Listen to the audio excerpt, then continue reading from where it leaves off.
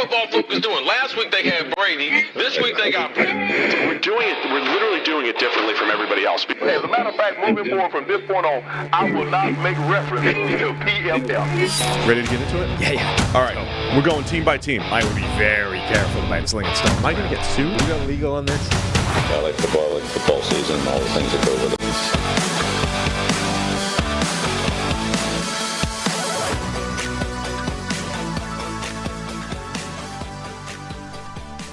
Welcome into the PFF NFL podcast. Steve Palazzolo, Sam Monson. We're live here on YouTube, 7 a.m. Eastern time on a Monday morning. Extra hour of sleep this weekend. Doesn't matter. What a crock of bullshit that is. Yeah, it's all fake. It's a fake hour. But we're here and ready to go. As always, another crazy week in the NFL. And where else would you go to get the full breakdown of every single game than right here on the PFF NFL podcast? November the 6th, and we're back, baby. The whole city's lit up orange. It's Bengals time again. It felt like it. I was at the game last night, Sam. We get a live report. Yeah. From I was reading coverages. Our Bengals correspondent. Seeing the whole thing. Yeah. Yeah. Paycor Stadium correspondent, There's Steve Palazzolo. There's maybe a picture. There's a picture of me calling plays from the sideline with my laminated sheet. I might have that. I might have proof. Now, during the game, I was not that close to the action. Yeah. But, no, it was good. How close were you? I was in the last row of the stadium. Was it cold up there? I wasn't as bad. I was very prepared. Did you get the memo, the orange and black thing? They had the whole stadium, segmented out. No. My neighbor. I talked to my neighbor, though. I was like, hey, man, you going to the game? He's like, yeah, I'll be at the club level. It's my brother's seats. I have to figure out if I'm wearing orange or black. Right. He didn't know until, night of or day you of. Didn't care. And I didn't. Well, I was told. So we had Seth. I went with Seth, who works. They work with the production crew, and they said debrand, basically. Don't be branded or anything. No team logos. Not that I was going to, but it just went generic black. But I fit. We were kind of in the Bills section too. A lot of Bills fans there. Yeah, well, that's where they put the people that Yeah. the last row of the stadium. Our seats said row 35, and we walked up to the third level, and we only hit row 34. And I was like, oh, Chris is asking us to jump off the ledge here. Just sit up on the lights. We were on the wrong side of the row. But we're in the back row. Anyway, we'll talk about that game later. Cool. You ready to go? Yeah. All right, man. Let's start in Germany. Kansas City Chiefs 21, Miami Dolphins 14. Chiefs move to 7-2. Dolphins fall to 6-3. It looked like early on Mahomes had kicked the flu, right? The Chiefs offense was cooking early on, and then they slowed down. Chiefs offense only scored 14 points, but the difference in the game was stripping Tyreek Hill. Yeah. A fumble 6 with the little lateral. And that was the difference in the game, man. It really was. Incredible play and massive just swing in momentum, high leverage, like one of those. So the situation was as big as anything. So this game starts and it's like, oh, we're going to get a shootout. Both teams look pretty comfortable moving the ball. Kansas City in particular, that offense just ticked right away, and then everything stalled. And then so just before halftime, Miami is trying to drive. They're getting the ball at the start of the second half. They're trying to do the double dip and get right back level, essentially. They're driving, throw a little wide receiver screen to Tyreek Hill. Trent McDuffie reads it immediately and just gets hold of Tyreek Hill basically as soon as the ball arrives, makes the tackle, and strips the ball on the way down behind the line of scrimmage. Ball comes out, picked up, and then lateral to Cook, who takes it the distance. And suddenly you go from Miami's trying to get a score back and get either within 10 or within a touchdown, and instead Kansas City puts another touchdown on the board before halftime. And, that ends up being the game from that point. It was. And then you get to see Miami, a high-powered, explosive offense, but they have not. Do they have to come from behind? I know they've had come from behind wins and everything, but down 3 scores was, that's a massive challenge, especially outside of Miami, right? In Miami, we talked about the Dolphins averaging over 43 points per game. It's about half that now in all other cities in the world. Well, so also the other one that's perhaps more pertinent now is they are averaging 39 points per game this season against teams with losing records and 17 points a game against teams with winning records. Yeah, that's probably the bigger indicator. Not so much the home. Like the home thing helps, but when you're at home against Carolina, the Giants, the Broncos, it's a little bit of a different story. So Miami's trying to make their comeback. They finally get into the end zone. Was it Cedric Wilson on the touchdown? Yeah. Yeah, Cedric Wilson. I don't know if that was back shouldered or not, but it was a pretty good ball location for him to go up and make a play. It was 21-7. The Chiefs come back. Patrick Mahomes with his second lost fumble in 2 weeks. Uncharacteristic, not only Mahomes getting sacked, but also putting the ball on the turf. That gave Miami new life, and they got within a score, and then they were driving down for the potential game-tying drive, and then it was just kind of ugly at the end. A miscommunication, ball maybe slipping out of Tua's hand on third down, and then a drop snap on fourth, and the game was over. The other thing that gave them life was no flag for a late hit out of bounds on Patrick Mahomes that would have extended a drive and essentially he usually gets that call. I didn't think it was though. I mean, that was one of those. Had that have been called, his last step was, on the green. Had that have been, he was in the air as he was getting hit. Had that have been called, not a single human in the world would have batted an eyelid. Put it that way. They had Kansas City in a hole in that drive. This was just after they scored their touchdown. The Chiefs were like 3rd and 20, just backed up deep, and then that play happens, and Mahomes is trying to go over the first down, isn't going to get there. He gets hit, arguably pretty late out of bounds, doesn't get a flag on that play, and that would have been offsetting penalties anyway. But Kansas City, because Kansas City had holding on that penalty on that play, and they punted. I mean, they would have had another chance on third down. Yeah, basically. They end up, if I remember correctly, right? No flag. Anyway, no late hit out of bounds on that play, and they end up getting extended life because of it. The Chiefs. Then, as you say, that final drive, you have the missed deep pass, and then on fourth down, everything on the line, bad snap. Like the most underwhelming way a game can end possible. And the thing is, that play would have been so interesting because Spags was sending the house. Yeah, it was like Engage 8 from Madden. Everything was on the way, and instead they can't even get the snap gone. Like, had they been able to get that ball to Tua, that would have been a very interesting play. Yeah, they asked Tua after the game what was the play. It was, it's cover zero, best matchup, So could have seen the previous play was really odd. There was again, I can't remember the receiver offhand, but a go. It was Tyreek, I think, right? He was behind. Was it Tyreek? I think so. I mean, it was a go, and it looked like. So at first it was like, oh, Tua's throwing an out, but he's putting air under it, right? Yeah. And so it looked like he kind of got like mid throw, and then realized the receiver's on a different page and just kind of let it go. Last night that would have been called intentional grounding, by the way. In the Bills game. Chris wasn't happy with that. So I didn't get to hear Chris, but I was not happy. I was furious. Yeah. Actually, I cannot stand bad intentional grounding calls. Can't stand it. I'll wait 2.5 hours from now. We'll get into it. Yeah. Are you looking at the play? Yeah. It's kind of an anticlimactic finish because I was more thinking, what if the Dolphins? Because the Dolphins' run game got them back into it a little bit during that final drive. Raheem Mostert breaking off a couple big runs, and then that was it, man. I was kind of hoping to see if they went for two. Yeah, it wasn't Tyreek Hill. I think it must have been Cedric Wilson. Yeah, I thought it was Wilson actually offhand, but yeah, I don't know what happened there. Anyway, Tyreek Hill ends up having the most important play of the game against his former team in the Chiefs, and it ends up being a fumble. Him and Tua just felt like they were just off. I mean, Tyreek Hill finishes with 8 catches for 62 yards, but had the fumble. It was a deep crosser where they just missed, a couple plays where they just missed.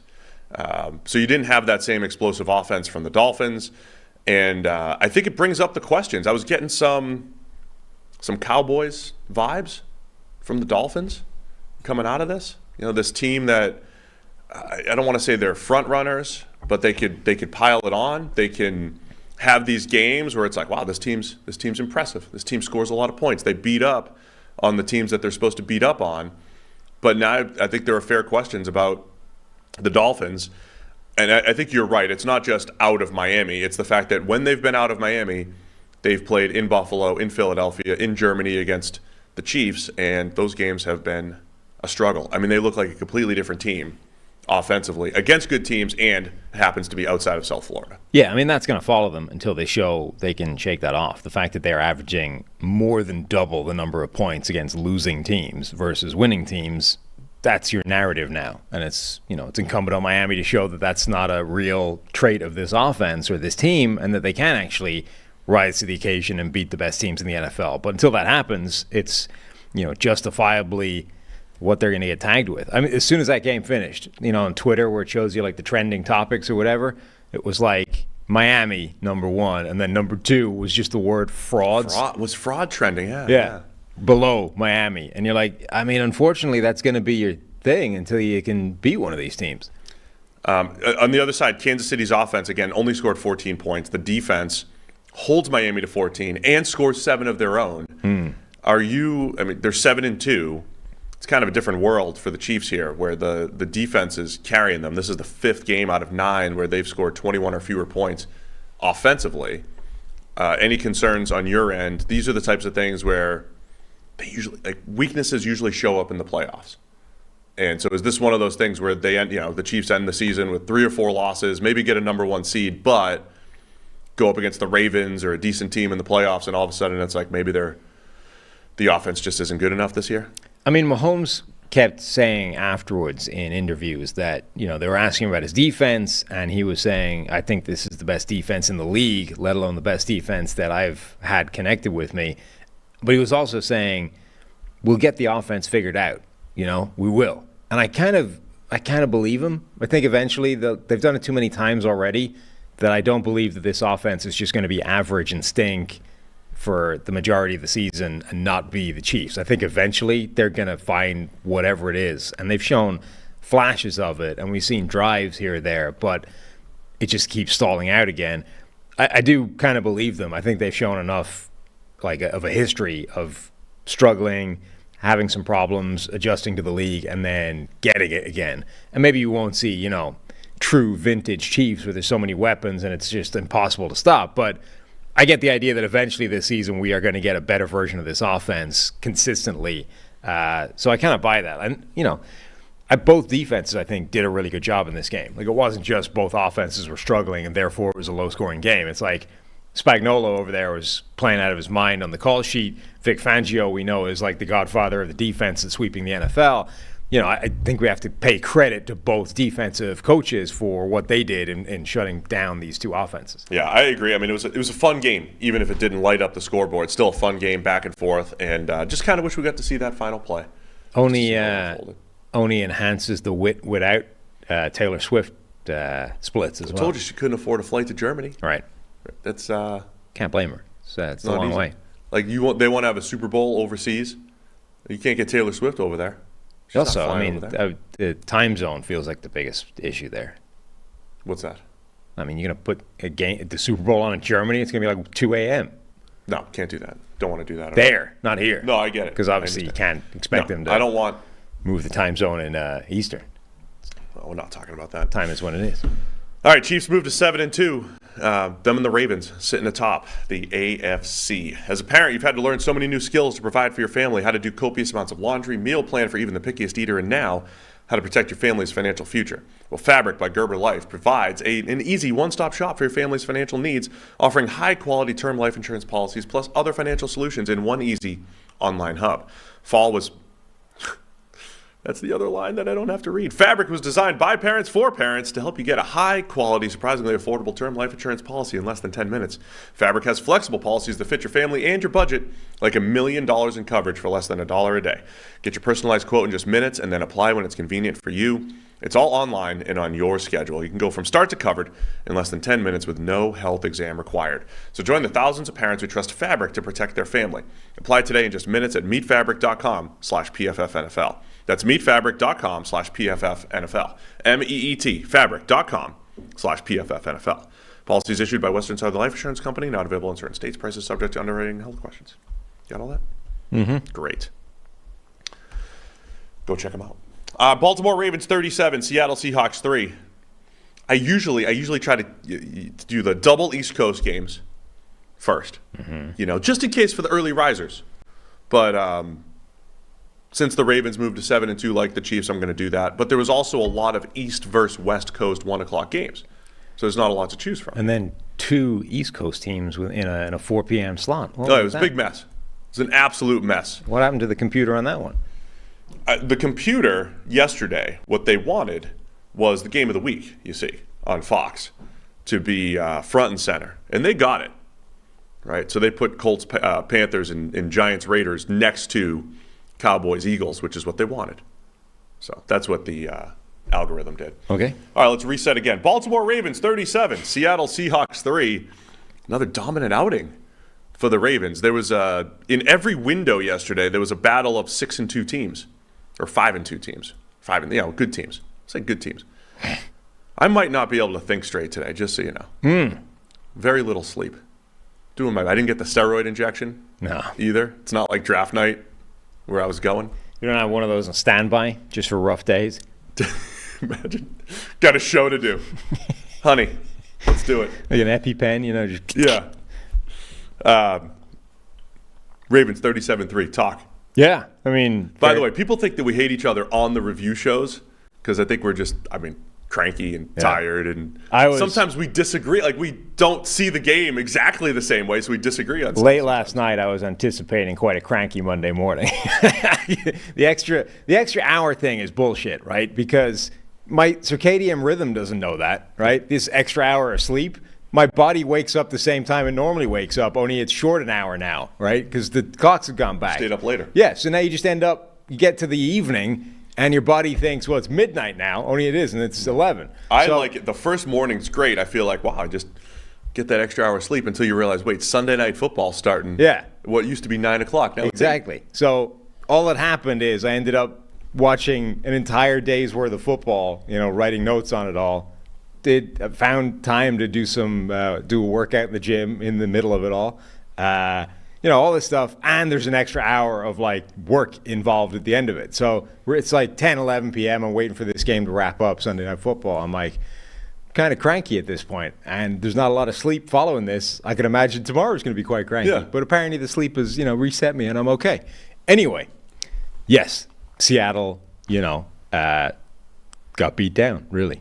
Baltimore cooked. A lot of it was, every time you looked up, Geno Smith seemed to be either throwing the ball back to the defense, gifting the ball back to the defense, or taking a sack in some way.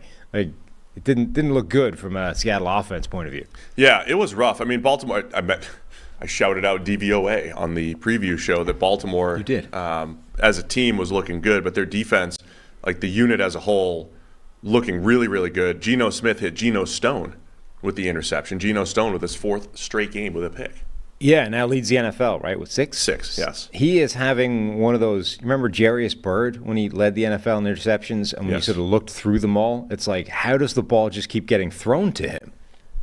You're like, you hear all the time, these things even themselves out, right? Over time it shakes out and everybody gets some of these gifts. And you're like, yeah, but it doesn't actually. Sometimes a guy goes through a season and just gets the ball thrown at him randomly a whole bunch more than anybody else in the league. And that kind of appears to be happening to Geno Stone at the moment. I'm not saying Geno Stone isn't playing well, and he's making some of these plays all by himself, but he is having a freakish volume of wayward passes land themselves in his airspace this year. Baltimore so Geno Stone making plays, and look, every time Seattle was attempting a comeback, Baltimore just kind of shut it down, man. It was... as you mentioned, negative plays. Kyle Van Noy had 2 sacks just before the half. If you look at the contributors for the Ravens, you have Jadeveon Clowney, I don't want to say having a career year, but having another Clowney-type year where if you put him on a good defense, the pressures are going to rack up. He's a good, solid player. But Kyle Van Noy was on the couch until week 4, and he's up at 6 sacks or something like that now as part of the Ravens.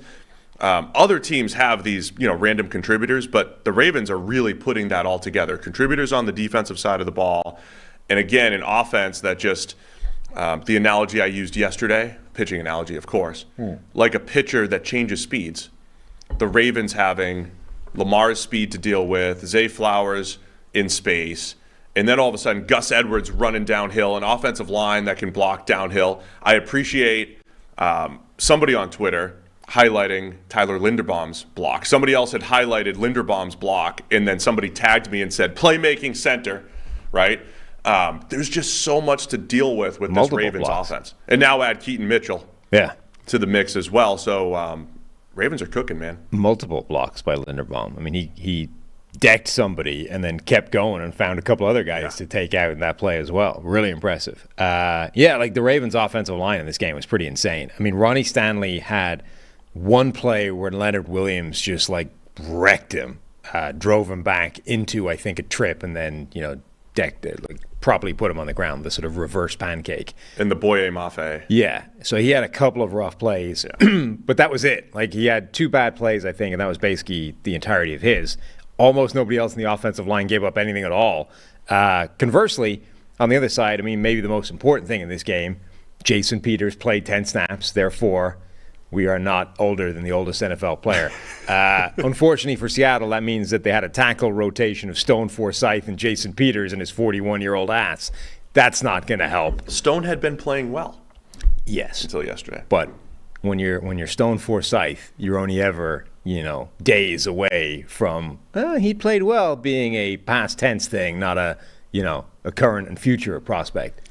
Yeah, Seattle's offense is interesting there, where Geno Smith had been under a bit of pressure.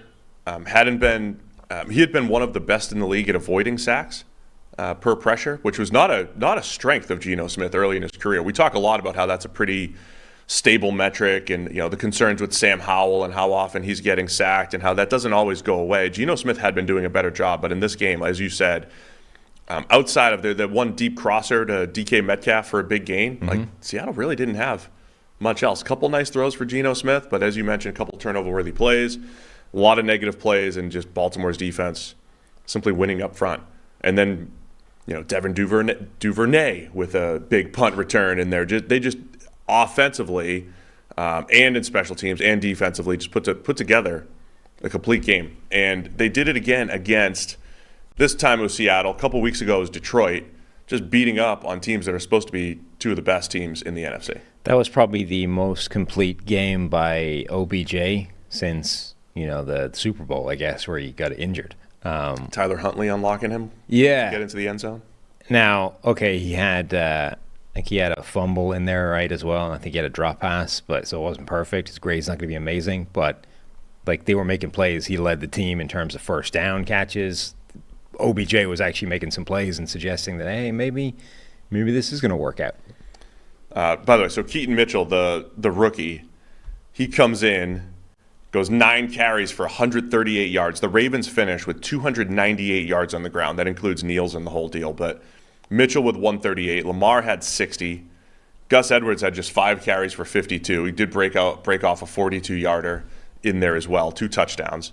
And then Justice Hill had 40. But Keaton Mitchell adds a little juice to the picture here. I think it was Amina Kimes' favorite during draft season. She was tweeting about him a lot, and during the preseason. Just another dimension to this Ravens offense.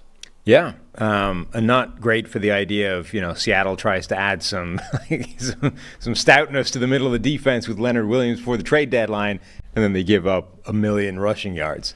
Yeah, I try not to overreact to the trade deadline moves. Like, Leonard Williams didn't work out, and Montez Sweat didn't do much in his first game as a Bear or whatever it might be. But yeah, sometimes it takes time for that to happen. I would just keep an eye on Mitchell. Ran a 4.37, undrafted free agent this year coming out of East Carolina. Yeah, 5'8", 191 with some juice, man. And again, I just think that Ravens offense shows all the different ways that they make life difficult for opposing defenses, and they did in this game. Lamar played pretty clean overall too. There's a strip sack in there. I mean, this offense, as I was tweeting yesterday, as long as he's not fumbling, I'm not saying every fumble's his fault, but as long as he's not putting the ball on the turf, this offense has been really good this year. Yeah, and they are still a pretty sort of progressive offense in terms of going for it in 4th downs, so they're difficult to get off the field as well, because even if they're getting close on first 3 downs, if they're in range in with 4th down, they've got a pretty good shot at going for it as well. You've got that extra down to try and stop them. So it can, this was obviously a game that they had well in hand, and they're still going for it on fourth down and kind of piling on Seattle. All right, man. Ravens moved to 7-2. Seahawks fall to 5-3. They're now tied with the 49ers here for the top of the NFC West. Ravens sitting atop the AFC North, who, if the playoffs started today, Sam, the NFL would be out of a lot of money. Mm-hmm. But also every AFC North team would be in the playoffs. Yeah. All 4 of them would be in the playoffs. The Ravens would have the number 2 seed as of today. So let's stay in the AFC North. Cleveland Browns 27, Arizona Cardinals 0. Wasn't a close game. No, it wasn't. But the Browns, as I mentioned, playoff team, they moved to 5-3. Cardinals fall to 1-8. Clayton Tune, the rookie, made his first start. It did not go so hot. And, sometimes on the preview show, we don't get it right. We didn't know Deshaun Watson was going to play. No. And he did play, and he played pretty clean game. 19 of 30 for 219, 2 touchdowns, a couple really nice passes to Amari Cooper. Amari finishes with 5 catches for $139 and a score, including, I'll let you talk. I know you were excited about the touchdown, the batted pass touchdown. I mean, just a ridiculous play. It was ridiculous. Like he threw the ball off a dude's helmet, and it ends up bouncing skyward into the hands of Amari Cooper, who makes a great play, actually. He tracked that thing down. Well, he like tracked it down, and he's not necessarily in best position of the various players around the ball to get it, but ends up going up and taking it away from a Cardinals defender to snag the touchdown. But just like Watson, it wasn't even a batted pass in the way that you usually see them, which is a guy jumps up, gets his hand there. He threw it. It was like the replacements, Shane Falco, where he's angry at the defensive lineman that's kicking his ass and says, "Let him through," and just fires the ball right at his face. That was what Watson did to a defensive tackle, just beamed him with the football, and instead the ball ends up landing in the hands of Amari Cooper for a touchdown. It's beautiful design. This was kind of a beatdown the whole way through. I mean, it wasn't even a beatdown. It was just Arizona could not do anything offensively. 3 turnover-worthy plays for Clayton Tune, a couple picks, fumble in there, and just dominant again by this Browns defense. Well, yeah. Was this the most sort of overt tanking move that's been made by a team this season? Because Arizona trades away Josh Dobbs at the trade deadline. And you're saying, okay, that makes some sense if you're going to start Kyler Murray, which you need to do at some point this season to see him and figure out what he's going to be. But instead, they're like, no, we're going to give Clayton Tune a run out first. I mean, was this a case of we don't want to put Kyler Murray out there against the Cleveland Browns defense this season because they've been amazing. So let's have one game for Clayton just to ease that transition. Like the Dobbs thing needs to happen now because it's a deadline, right? Right. So we got to get rid of him now if we're getting rid of him to get anything back. We do that, and now it's like, well, your options are rookie 5th rounder Clayton Tune or Kyler Murray against the best defense in the NFL. Maybe that's an unnecessary, sacrifice Tune to the Browns. Yeah, it's like we don't like Kyler Murray's knee. He's coming back. We don't want to throw him out against this. So unfortunately for you, Clayton, your career is going to be sacrificed on the altar of giving Kyler Murray one better game to come back against. I wouldn't call it a tanking move. I mean, the Cardinals, this is kind of what we expected the Cardinals to look like at the beginning of the season, except for Josh Dobbs elevated them and kept making them competitive every single week. I just think it's a good, smart, organizational. Well, on one hand, I think it's just a smart move to just kind of see what you have, knowing you're not going to win anything this year. Hey, go ahead, get out there, Clayton. Let's see what you got. Right, get you some game experience. Here's the other thing, though, because we're going to talk a lot about Josh Dobbs later on. Was Kyler Murray ready? He'd practiced for 2 weeks, basically. And it's a new offense and the whole thing. And so I think you want to do well by Kyler Murray. Now, on the other hand, I know Josh Dobbs picks up the playbook, on the plane on the way to the game, and he goes out there and figures it out. But there's probably this element of, okay, Kyler Murray's been cleared medically, but we want to get him in game shape and game ready, and maybe it's just like, hey, let's give him another week. Yeah, I just don't know. I mean, The idea of, well, you got to see what you have in Clayton too. Number one, it's one game, so I don't know if you're learning anything from it. But number two, you already need to see what you have in Kyler Murray, which is probably more important because he's got a much larger number attached to him, and he's the potential starter going forward. Clayton Tune would be a what if we stumble into a miracle thing low down in the draft. So, I mean, the reason I say tanking is they voluntarily got worse at quarterback this week and had multiple options not to do that, and instead chose to actually, we are going to go with the worst quarterback we can deliberately. Just make sure you sneak another loss in there. Tune was under pressure 17 times. Yeah. He went 1 for 7 for 1 yard. Sacked 7 times. 3 turnover-worthy plays. There was a drop in there. It was not good. I don't know if it was a clear tank, but whatever. I don't hate it.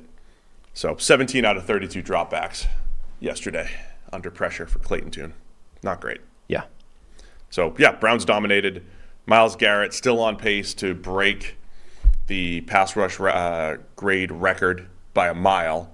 And another game where a lot of people contributed. Jordan Elliott had a sack. Shelby Harris in there. Obo Okoronkwo had a big game. Browns defense dominated. Dalvin Tomlinson, 3 sacks. Tomlinson. Everybody played well. Mm-hmm. So, yeah. Browns are tough, man.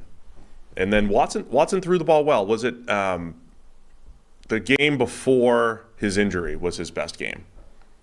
So Watson's two out of Watson's last 3 starts were his best games as a Brown, basically. The one sandwiched in the middle is when he had 2 picks on 5 attempts and got hurt again. Right. But overarching, Deshaun Watson may be looking a little bit better, and this was our big question mark coming into the season. We weren't expecting the Browns defense to be this good, but if Watson just plays, 75 PFF grade type of ball, they're dangerous. If they get this version of Deshaun Watson for the rest of the season, the Browns are a very difficult team to beat because that defense is absolutely nasty. Now, those are the words that I was trying to say. Yeah. Yes. Now, this came against the Arizona Cardinals, who, remember, heading into the season were like, this is the worst defense on paper I've ever seen. Now, maybe it's been better than that so far, but let's level set a little bit. Like, this is a pretty low bar to be clearing. Now, he cleared it. That's great, but let's see how much room did he clear it with? How much harder does it get when we face real teams? You got anything else on this game? Barbarian watch, no sacks. Good grade, though. Didn't he have a good grade? Yeah, he had a few pressures. He'll grade well when it goes live. We're only interested in the sacks, though, because there's a bet attached to that. Is he still sitting at 4? Yeah, I think so. Since like week 2. Yeah. 4 right out of the gate and then nothing since. But you're right. He did actually play a reasonable amount and get some pressure, which has not been an ever-present feature of his game this year. And you got to give the Zaven Collins shout-out. He got a few pressures as well. You are the foremost Cardinals expert in the national football media. They have to be the least watched team by national media. I mean, you were saying that yesterday, and I was like, no. That's something I said to you offline that we don't admit. Oh, yeah. Now you're Mr. Honor off the record? That was off the record, yes. Okay. I'm just saying the only reason to watch the Cardinals is now in Minnesota. So, true. It's not shocking that people For transparency, I said the Cardinals might be the team that I've, mentally paid attention to the least out of any team this year. Uh-huh. Is that fair? I assume there's other people. I mean, fair They're or like otherwise. the punters of NFL teams this year for me. Yeah. Fair or otherwise, it's facts. I'm just spitting facts here. Mm-hmm. Who are the pretenders, though? Who are the contenders? We're more than halfway through the NFL season now, Sam, but DraftKings Sportsbook is still pumping out unbeatable offers every single game. New customers can bet just $5 on anything to get $200 instantly in bonus bets. DraftKings isn't stopping there. All customers can take advantage of a sweetener offer every single game here into November as well. We get tonight's game, Chargers and Jets. You can get in on the football action with DraftKings Sportsbook, an official sports betting partner of the NFL.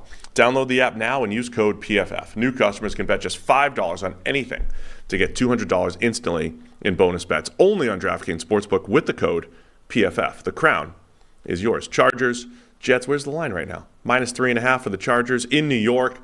So yeah, go check that out with the DraftKings app. Gambling problem? Call 1-800-GAMBLER, or visit www.1800gambler.net. In New York, call 877-8-HOPE-NY or text HOPE-NY. That's 467-369. In Connecticut, help is available for problem gambling. Call 888-789-7777 or visit ccpg.org. Please play responsibly on behalf of Boot Hill Casino and Resort, Kansas. Licensee partner, Golden Nugget, Lake Charles, Louisiana. 21 plus, age varies by jurisdiction. Void in aunt. Bonus bets expire 168 hours after issuance. See sportsbook.draftkings.com/football for terms, for eligibility and deposit restrictions, terms, and responsible gaming resources. Well done. Thank you.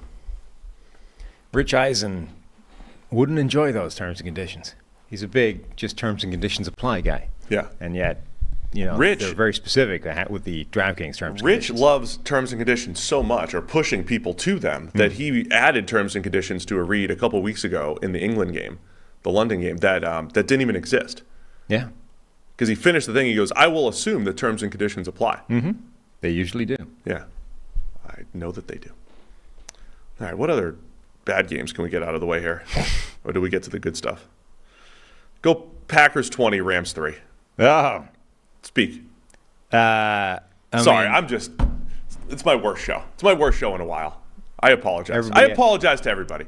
Everybody has an off day. This game was farcical, like genuinely farcical. Sorry, let me finish the intro. Packers moved to 3-5. Rams fall to 3-6. 20-3. Brett Rippon got the start for the Rams. Okay. That was important to get out of the way. Yeah. Well done. Yeah. Just to remind people, that's what happened. Green Bay win, and yet every time you looked up, somebody was making a terrible play on both sides of the ball. They had one of the most comical, cartoon-like turnovers I've ever seen in my life, where, it was Wicks, right? They get the ball to Wicks out in the flat. It's like first and 10. It's not even like an important first down to reach for. And sort of falling backwards, he decides to extend to pick up the first down and hits the ground, falls over, hits the ground while doing it. And whilst the ground can't usually force a fumble, but it forces an incompletion, as people know, that's the caveat or exception to that is as long as there isn't a defender anywhere near you, in which case if you just fall over and pop the ball off the ground, it can in fact force a fumble. And this one forced it right into the waiting hands of, Akello Witherspoon, who just from the sideline angle, it literally looks like he throws the ball at Witherspoon from the floor. He falls over and then launches it at Witherspoon, who just catches it towards the sideline. It's like, first down, and then steps out of bounds. They've reached Looney Tunes type turnovers is what's happening in this Packers season at the moment. And yet a Brett Rippon-led Rams offense was bad enough that it didn't matter. Yeah, minus 0.52 EPA per play for the Rams yesterday on 55 offensive plays. So the Rams lost half a point on average Every snap for 55 snaps yesterday. That's the summation. Yeah. It was slightly better in the run game where they were only minus 0.49. So it was worse. It was worse in the pass game because the turnovers obviously skew that, and just bad football in general. Yeah. Anthony Johnson, our boss, Chris Collinsworth's first round potential safety, who went in the 7th for the Packers, got the start, had a pick on one of those tips. Had a solid game. You also saw, from a Packers perspective, Carrington Valentine, another rookie cornerback. He had a really impressive preseason, and they just traded Rasul Douglas, so it's Valentine time. And he had a really nice game. He did, yeah. Now, again, the reason why a lot of times with defensive performances you say, well, consider the competition. You do that more for defense than you do offense because, defensive production's a little bit more dependent on, you're playing Brett Rippon. Yeah. But for right now, be encouraged. Valentine had a good game, forced 3 incompletions on 9 targets. Yeah. If you strip out no plays, 8 targets, 1 catch for 14 yards. I hate the no plays. I hate stripping it out. And 3 forced incompletions. That's a pretty good day. 1 for 8, 3 finks. 3 finks. For any DB. Jair Alexander with a bit of a bounce-back game as well. gave up a little bit more, but had some production on the ball himself. Keller Witherspoon obviously gets decent grade because of the ball thrown his way towards the sideline. Just a weird game. Okay, so we're at the point of the season. We don't have to talk about every game that long. Oh, right? Okay. Aren't we? Sure. Right? Are we live still? A little bit, yeah. So the Matthew Stafford injury obviously was an issue. We'll see if he'll bounce back right now. But look, Green Bay played really well up front. Stopped the Rams' run game. I had mentioned EPA per play-wise, the Rams were number 2 in the NFL from a run game perspective. Royce Freeman finishes with 12 carries for 32 yards. Darrell Henderson, 10 carries for 19. They couldn't get anything going on the ground. And it's kind of like what they needed, right? They needed to just take as much pressure off Brett Rippon as possible. Unable to get that. And so Rams struggled moving the ball. Yeah. Green Bay took care of business up front. Carl Brooks making some plays. Two batted passes. A couple of pressures in there as well. Best Jordan Love game of his career. Best Jordan Love Potentially. game of his career. Yeah. Just saying. I mean, he hit the open throws this time. Luke Musgrave had a wide open touchdown as well. Got Christian Watson making a contested catch down the field. You got to see a little bit from Green Bay's playmakers. As you mentioned, you take away some of the weird you take turnovers. away the Acme turnover. Yeah, and it was a much cleaner game for the Packers offensively. This was actually a game where they had relatively few mistakes. I mean, they had one drop pass. They had the Acme turnover. But outside of that, it was a much cleaner game. And, again, competition. Is there a correlation between this was a terrible Rams team and all of a sudden Green Bay isn't making a bunch of ridiculous mistakes that kill them every time they try and drive on offense? Or do they simply have a game where they didn't have those mistakes and actually the offense looks better? I mean, these are the questions you have to ask about the Packers offense. Like, bad mistakes collectively have been killing them all season long. And then the first time that doesn't happen, they win a game relatively comfortably, even with, a Looney Tunes cartoon turnover. We'll see if this can be a bit of a turn the corner play here for the Packers. They get the Steelers next week, then the Chargers, Lions, and Chiefs over the next 4 weeks. So we'll see if this can spark the Packers a little bit. I also think it brought to light just what Matthew Stafford's been doing this year. Mentioned a few times over the last few weeks. The stats aren't great, but I think Stafford's playing extremely well. Tons of big-time throws and doing a great job. Like the Rams were fun to watch in a year where it felt like this rebuild where they had a couple good players like Stafford, and without him out there, completely different looking. He's having the season that I think people always said he had in Detroit, which is like, God, Matthew Stafford is carrying this thing, this like bereft, awful offense that has no business being on an NFL field except Matthew Stafford. God, would the Lions please do the man, a favor, give him the help that he needs? And actually, if you look at what it was around him in Detroit, a lot of the times it was actually pretty good, both from a offensive line and receiving standpoint. I don't know that it was ever necessarily true in Detroit, but it has been this year in Los Angeles. I mean, okay, he's got Cooper Kupp and Puka Nacua, but the offensive line is bad. The offense overall isn't good. And yet Stafford is playing out of his mind and making the thing function. All right, we'll do a couple more games. We'll save the big stories for a little bit here. Because to me, the big stories, Joshua Dobbs in Minnesota, C.J. Stroud in Houston. We'll tease that. It's coming up. People know it's coming up because we haven't gotten to that yet. But first, let's go Washington Commanders 20, New England Patriots 17. Commanders move to 4-5, which puts you square dead smack in the middle of the NFC playoff push at 4-5 for Washington. Patriots fall to 2-7. Washington got up early, 10-0. Brian Robinson fumble kind of got New England back into the game. New England scored the next 17 points. They're up 17-10. But Sam Howell with a dot to Jahan Dotson for a 33-yarder. And then they go up for good with a field goal late in the third quarter. Neither team scores in the fourth. And Washington holds off New England's comeback attempt with a Mac Jones interception. Juju Smith-Schuster with a drop on that last play. And the Commanders move to 4-5 here. Yeah, fun game, actually. It was. Given that neither of the teams are particularly good and the various things you've described.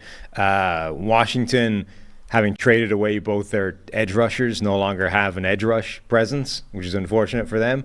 But these are the risks you take when you trade away both your starting defensive ends. They also did get screwed by one of the worst roughing the passer calls I've ever seen in my life. It would have been a bad call had the ball been thrown. But when you consider that the ball was still in Mac Jones' hands at the time and is therefore known as a sack, colloquially, the fact that they threw a flag on that and said it's roughing the passer is genuinely mind-blowing. But this is the NFL world we live in at the moment. Anti talk about the refs guy over here, but I got a lot to say here today. That was horrendous. Yeah. That was so bad. KJ Henry literally just tackled Mac Jones. Yes. So the only thing that happened is it happened to be on the blind side. Yes. He couldn't see it.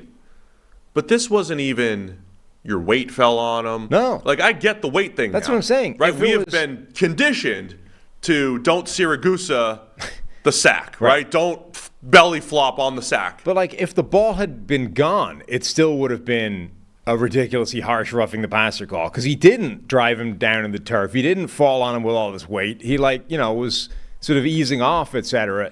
Again, the frustration with these calls, Sam, this one and then the Josh Allen intentional grounding, is you throw all the officials in a room, right? Forget Terry I don't know what Terry was saying on the broadcast last night and whoever, this is what he was looking at and, you kind of see what they were seeing and, you try to, defend the refs on the field or whatever you're doing.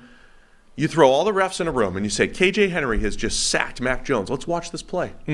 Show me, what do you guys see? And they all say, nothing.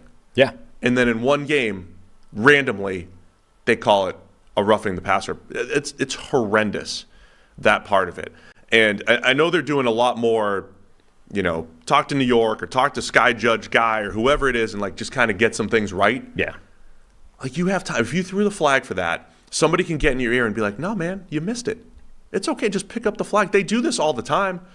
There's no flag for roughing the passer. And they say what the no flag is for. Yeah. They say for roughing the passer, meaning someone thought there was roughing the passer at one point. Mm-hmm. And you know what? People love you getting it right. They love when you get it right. Somebody called this roughing the passer. Well, we just called down and said it wasn't. There's no flag for roughing the passer. Great.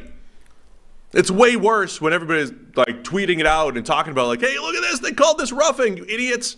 That's way worse than picking up a flag that is bad. Pick up the flag.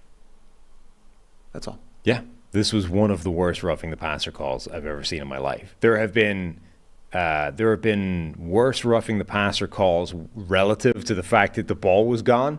When the ball is thrown away. You got the late push. Yeah, and so there have been weaker roughing the passer calls, but when you consider he had the ball, he was sacking the quarterback. This is one of the worst roughing the passer calls I've ever seen. The weak roughing the passer calls are the weak late hit.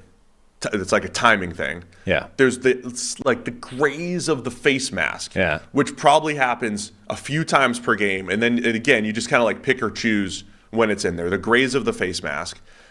Grady Jarrett throwing Brady to the ground last year, which wasn't even that was a tackle, right? Because again, QBs get thrown to the ground all the time, so you can't just pick and choose when you're going to call it.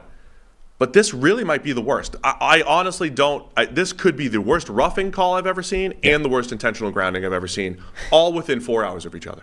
Pretty impressive. There's been a lot of bad intentional calls. Anyway, maybe we'll get to that. But point being, they had a sack taken away from them with an egregious call, but that was basically their only pressure of the day, effectively. They weren't they didn't have that edge rush presence that they had when they had two much better edge rushers. So that was an issue. Do you want to talk the Sam Howell experience? Dude, Sam Howell is just amazing to watch. I'll let you go in a second here, but there was a point in the game yesterday where I tweeted, and so he hits Jahan Dotson with that deep touchdown, right? Mm-hmm. There was a point in the slate of games yesterday where Sam Howell had maybe the best throw of the day, which was to Dotson for a touchdown, the best scramble of the day, which was 3rd and 23, and you could say it was bad tackling by New England, but he converted a 3rd and 23, running through dudes. And also, so best pass, best scramble, and worst interception. right before the half, and throws it right to the defense in the end zone. And most insane completion I've ever seen. He had like a full. Remember when the other day when Brock Purdy had 2 like Brett Favre-esque crazy roll to the right, blindly heave it back into the middle of the field things, and like those were like '09 NFC Championship game Brett Favre game-losing plays. He had 2 of them and somehow completed the ball on both attempts. Sam Howell had one in this game that was what Brock Purdy did on steroids. It was like blitzer coming right up the middle, right through the A-gap. He rolls to the right, and then not even off his back foot doesn't do justice for what this was.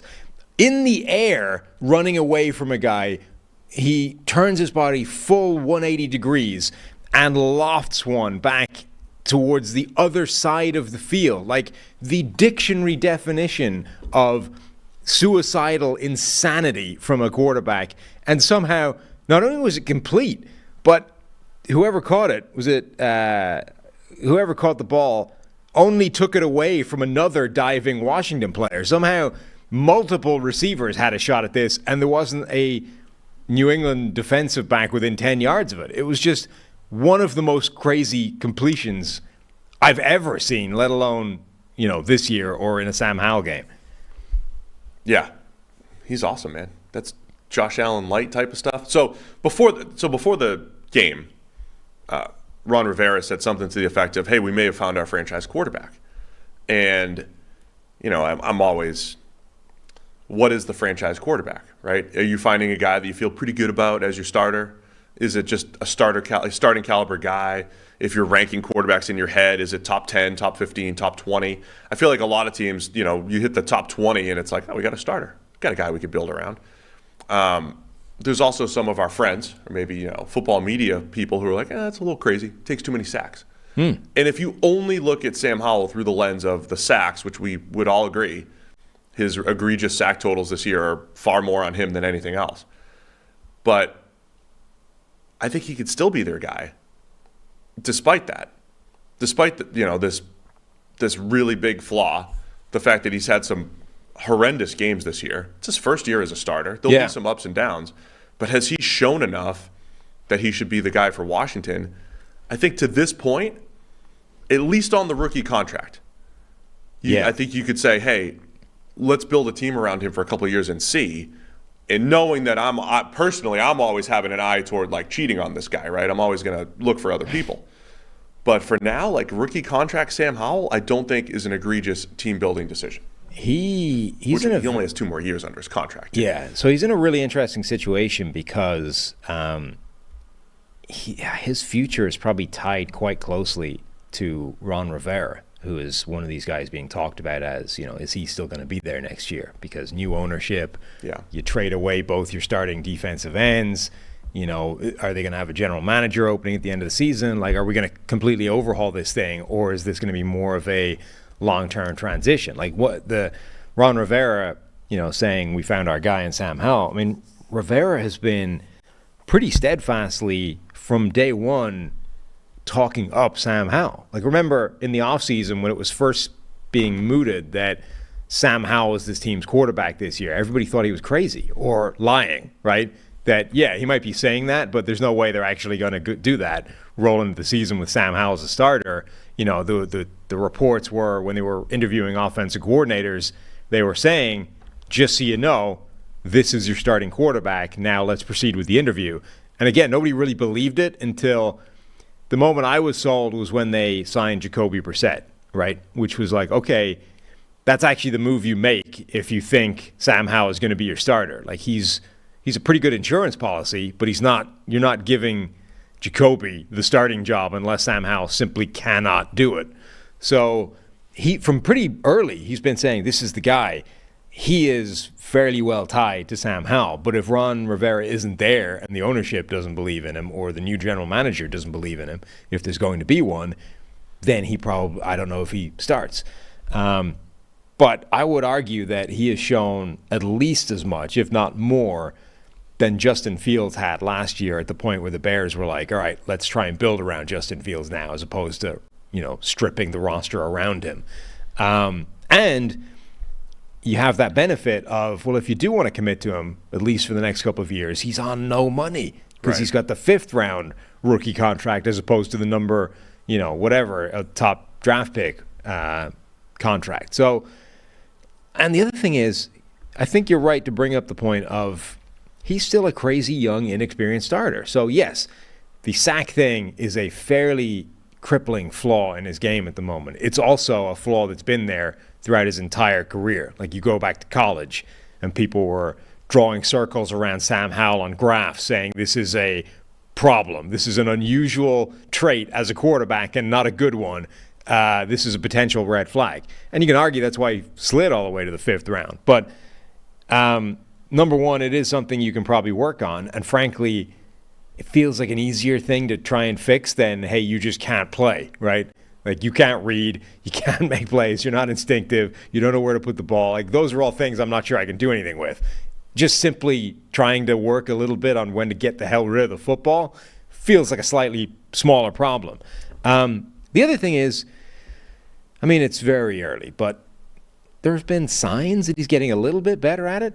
I mean, the Patriots would be the type of defense where you'd say, all right, Sam Howell's going to get sacked 8 times because New England are going to throw all kinds of weird stuff at him. He's not going to know what the hell's happening. And instead, you get plays like that craziest completion I've ever seen where he gets out of it and gets rid of the ball. Okay, it's a weird way of doing it, but he doesn't take a sack, right? And those were plays that typically he would have taken a sack. And you look at Washington's offensive line, I don't think we've charged it with a sack, so the sacks that happened were either on Sam Howell or a combination, an unblocked breakdown, whatever. But it was only 3, not 9. On 53 dropbacks. Yeah. I mean, that's the thing, right? Sam Howell has dropped back 48 times more than any other quarterback this year. So he has actually been thrown into the fire with a team that's like, we're going pass first, whether you're ready or not. And there's some game flow things and the whole deal. But those will only if you're increase ready it. or not. Yeah.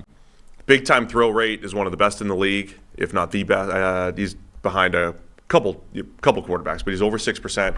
I don't know. We could talk for a while about Sam Howell. But there's an intriguing skill set there because I believe the football analytics community is the new hot thing is like, let's just talk about sack avoidance, right? Which is an important thing in a pretty sticky stat year over year. But you always talk about continuums and sliders and all that stuff. If you're taking a ton of sacks and you're Joe Burrow, it's okay, right? And Joe Burrow's grown out of that a little bit. I'm not saying Howell's at that point, but Aaron Rodgers took too many sacks throughout the majority of his career. Russell Wilson, Deshaun Watson, Ryan Tannehill. That's a whole continuum of different levels of quarterback who had some level of success. I think Howell can be there. He's also not making throws, right? Yeah. This isn't like the way Daniel Jones has played this year. There's all sorts of negative plays and sacks, but he's also not making a ton of good plays either. Like, there's nothing good there. Sam Howell, there's some intrigue there. So I thought he played an excellent game. Had some other, De'Ami Brown in the end zone through his hands and some other just misses on big-time throws in this game. Also had the egregious interception. So maybe Sam Howell will end up being this roller coaster ride type of quarterback, which, by the way, the roller coaster, mid-tier, volatile quarterback, again, on a rookie contract, is a guy that you can kind of win with. Now, when it comes to payday, and do you want to give this guy whatever it's going to be in 3 years, $40 million, $50 million, then you have a discussion. But up until that point, it looks like Sam Howell, it's not a bad rookie contract starter. He leads the entire NFL in big-time throws by 2. I mean, volume-wise, yeah, he's got 50 more dropbacks than anyone else. Yeah, but like, I get it. No, I get it. I mean, he's pretty high in big-time throw rate. But Yeah, he actually has 2 more big-time throws than any other quarterback in the NFL. Like, we are not talking about a guy that, yes, has this fatal flaw of sack magnetism, and occasionally makes a nice throw, right? Like, occasionally makes a big play. He is fairly consistently dropping dimes all over the place. And by the way, that's not even factoring in the runs that he has, which are pretty significant. Like, we don't track it this way, but I wonder what his sort of big time run rate is, where he's making like not just a positive play, not just a small scramble here or there that's doing something, but like a crazy pinballing play where he gets out of chaos and like a really impactful scramble.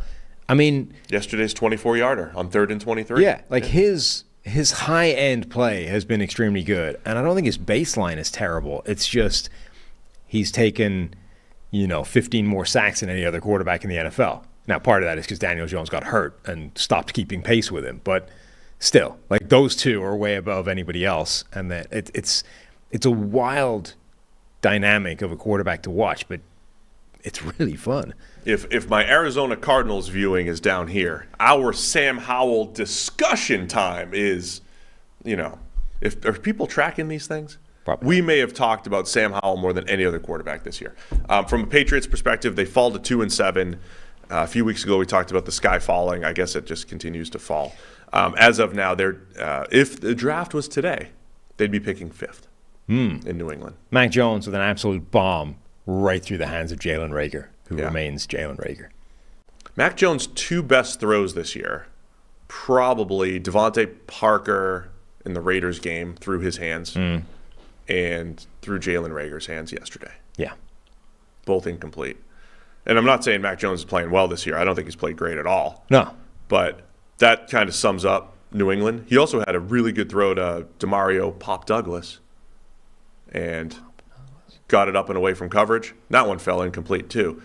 And then the last throw of the game. Like Mac was having this discussion with Seth at the game last night. Mac Jones, if you put him in Kyle Shanahan's offense, would he have Brock Purdy-like success? I think it'd be close. I've said that before. It'd at least be close. Yeah. If not great.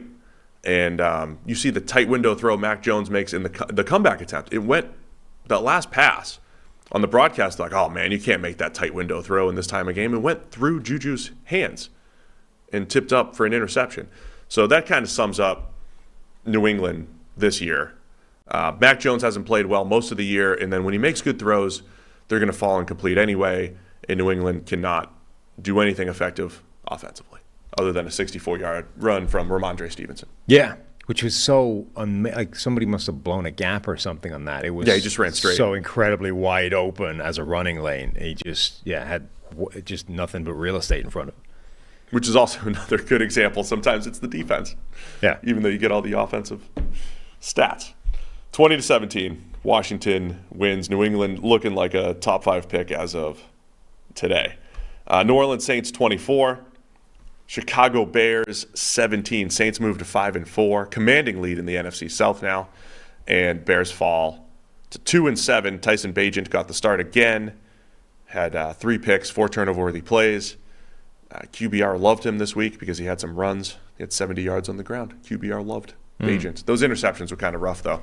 Yeah. Saints starting to round into form. They didn't finish the game. They had a field goal to go up 10 late that they doinked, and it was still close, but we're creeping up toward where the Saints should be, and in part because we know they don't have a great schedule, but this should be the time to maybe create some space in the NFC South for New Orleans. Who was the quarterback that was reminding you at draft time of Jimmy G? Not Bagent. No, but I'm starting to get Jimmy G vibes from Bagent, which is like between the boneheaded mistakes, it's good. Like he's quite efficient. I had Tua as a Jimmy G. Yeah, he's quite sort of efficient and game managery, and then you just get this ridiculous interception. It's like, come on, you can't, Well, 2 of them. So the 3 interceptions, one was a pretty bad misread, the first one. The other 2 were just inaccurate. Yeah. It was man coverage. It was tight man coverage. You just left him behind 2 in a row. Very similar.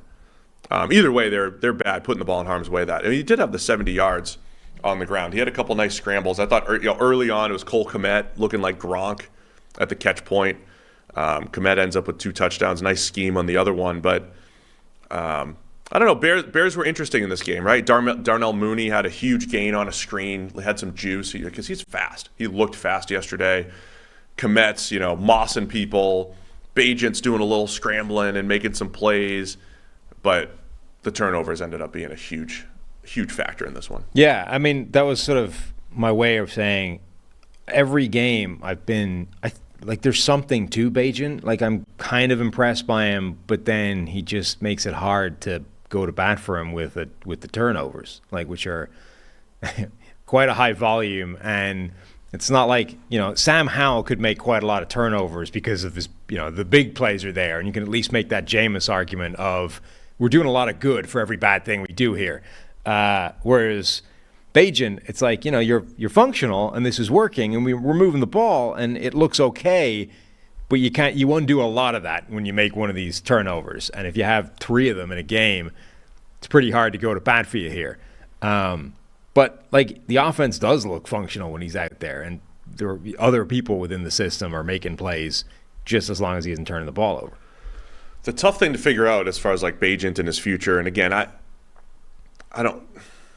haven't seen enough where I'm like, man, I want that guy as my starter. Right. But I've seen enough where I'm like, all right, this guy could have a career backup. I mean, I do think it's becoming a question, though, which guy do you want to see more from the second, like the next 9 games? Or I still want to see Fields. I mean, I think you've reached the point where you've given up on Fields. Potentially, but I want Fields to maybe increase his value, his trade value. I don't know that he's doing that, though, playing. I don't know that playing games helps Justin Fields' trade value at this point. I don't know. I thought he did last year. I thought he improved his value down the stretch. But if you're the Bears and you are looking at, you're probably going to draft a quarterback at the top of the draft.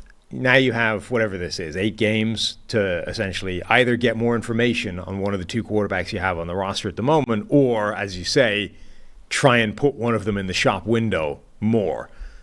I think Bagent is the more relevant guy to get info on. Because A, he's probably the guy you could keep as a backup, and getting an idea of what he is quite useful. B, given the leap he's making of Division II to NFL starter, I mean, he's a guy whose growth curve could happen quite quickly. And C, again, I don't think Justin Fields playing football games is helping his value. The thing that it reminds me of, remember when Jalen Hurts took over for Carson Wentz, and Philadelphia's offense felt better and it looked better and they scored more points, but he also always had 3 or 4 turnover-worthy plays a week. Yeah. And as we do here on the PFF NFL podcast, we'd be like, hold on, everybody.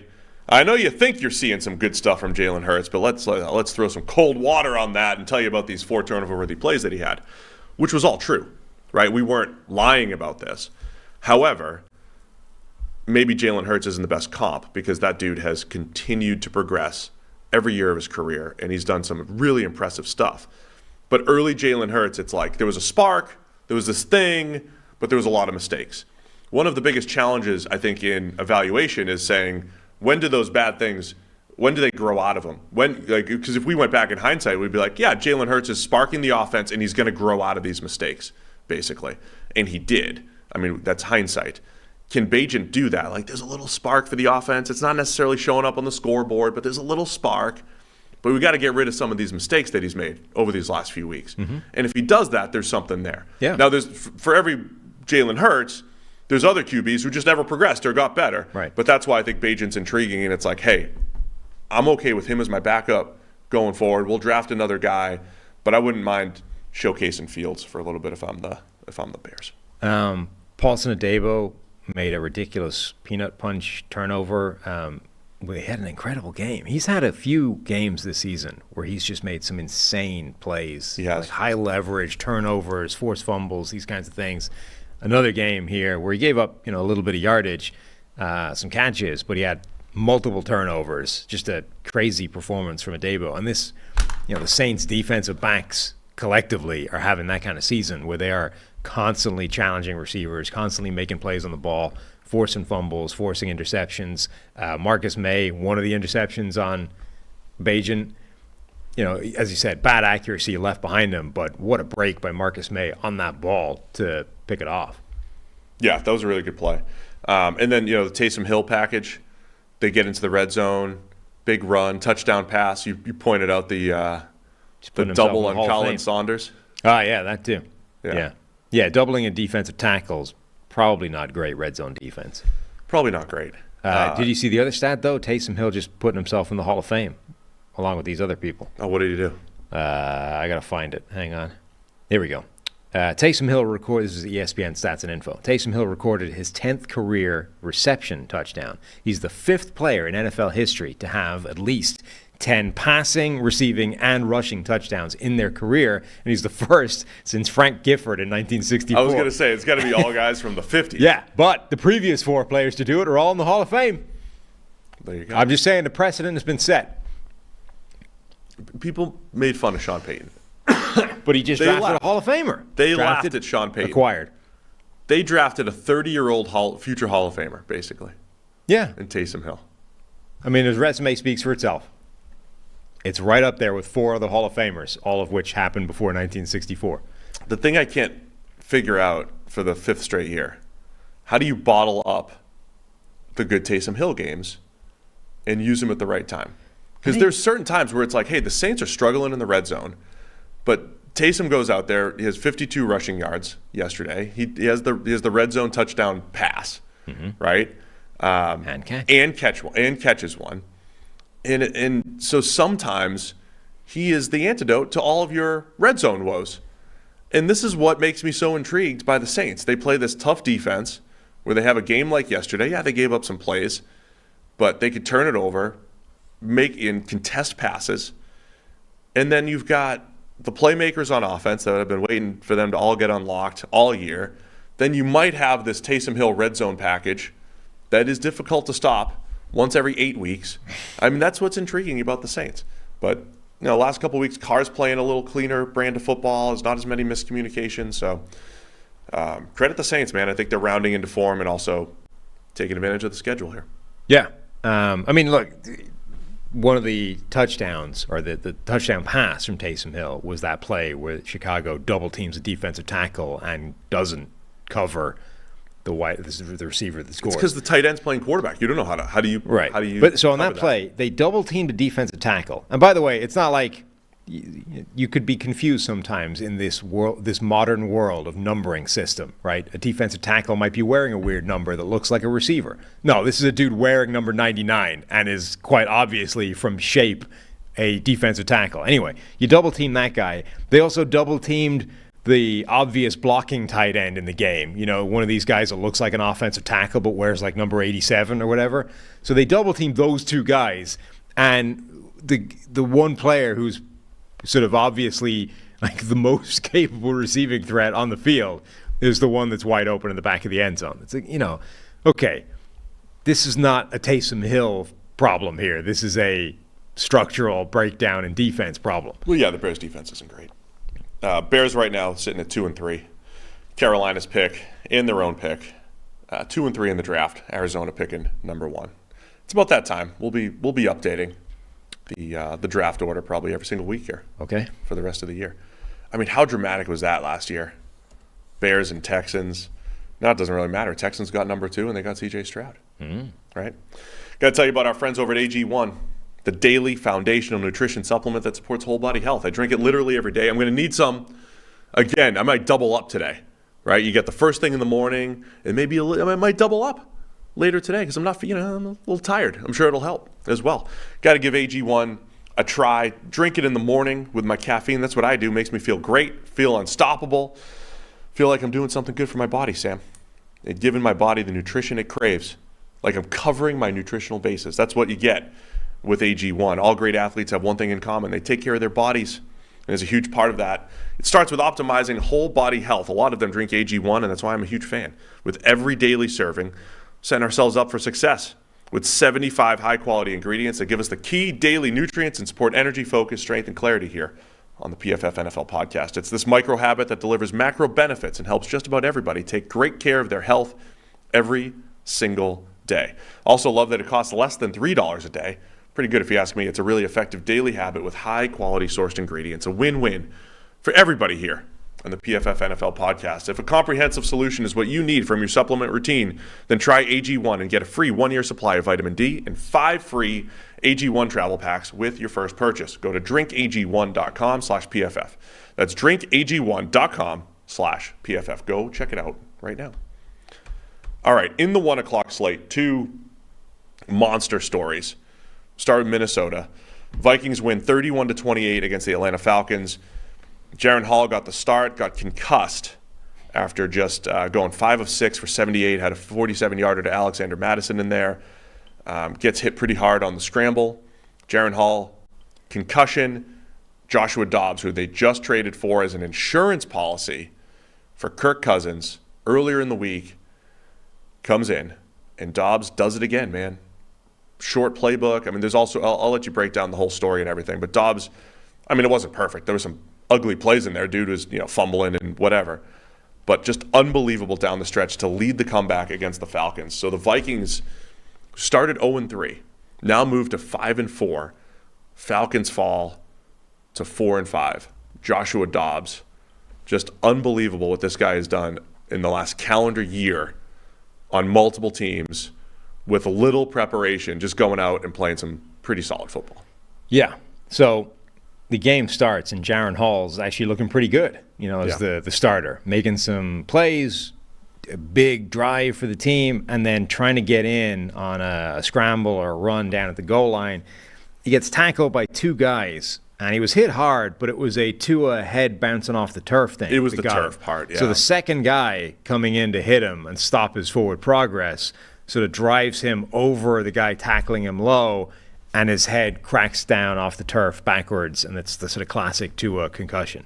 Immediately, everybody's like calling for medical professionals, and you're like, uh-oh, he's done. I mean, that's probably a knockout. He's out, right? And very quickly they ruled him out, so Josh Dobbs is in. Now, this is Josh Dobbs' fifth NFL team since Week 15 last year, right? One of them twice. So it's a sixth different move since Week 15 last year. November the 28th last year. So less than 12 months ago, he was waived by the Cleveland Browns, and that started this nomadic trek throughout the NFL he's been on. He ends up going into this game. Now, it looked immediately like, oh, this is going to be a catastrophe. So right away, he's like facing 3rd and 12 in his end zone, safety, which not a great Josh Dobbs play. Like, he probably could have got out of the end zone, but didn't. Yeah. Safety. It was 3rd and 11 the next drive. There's a fumble in there. Like, this was like, oh, this is... Katie. Yeah. Forced the fumble. It's like, this is going to be just a nightmare, a catastrophe. He's not ready. He doesn't know what he's doing. The whole thing's a disaster. And then the thing that really started to change it, he also got KJ Osborne knocked out by the looks of it as well. It was a high pass over the middle. He got crunched by two guys, and he's KO'd. The thing that really seemed to change it was, so the Falcons aren't really putting any points on the board while this is all happening, other than the safety, obviously. But there was a crazy scramble that Dobbs had where I forget where the ball started off, but pretty close to the goal line. And he ends up backing up all the way to the 32-yard line before he starts moving forwards, and ends up getting all the way around the corner of the defense, tiptoeing down the sideline, diving, picks up a first down on this play where he backed up all the way to the 32, then gets a touchdown. Now we're right back in the game, right? So this whole thing started with these Josh Dobbs scrambles, and that's what we've been talking about. We said that when he moved to Minnesota.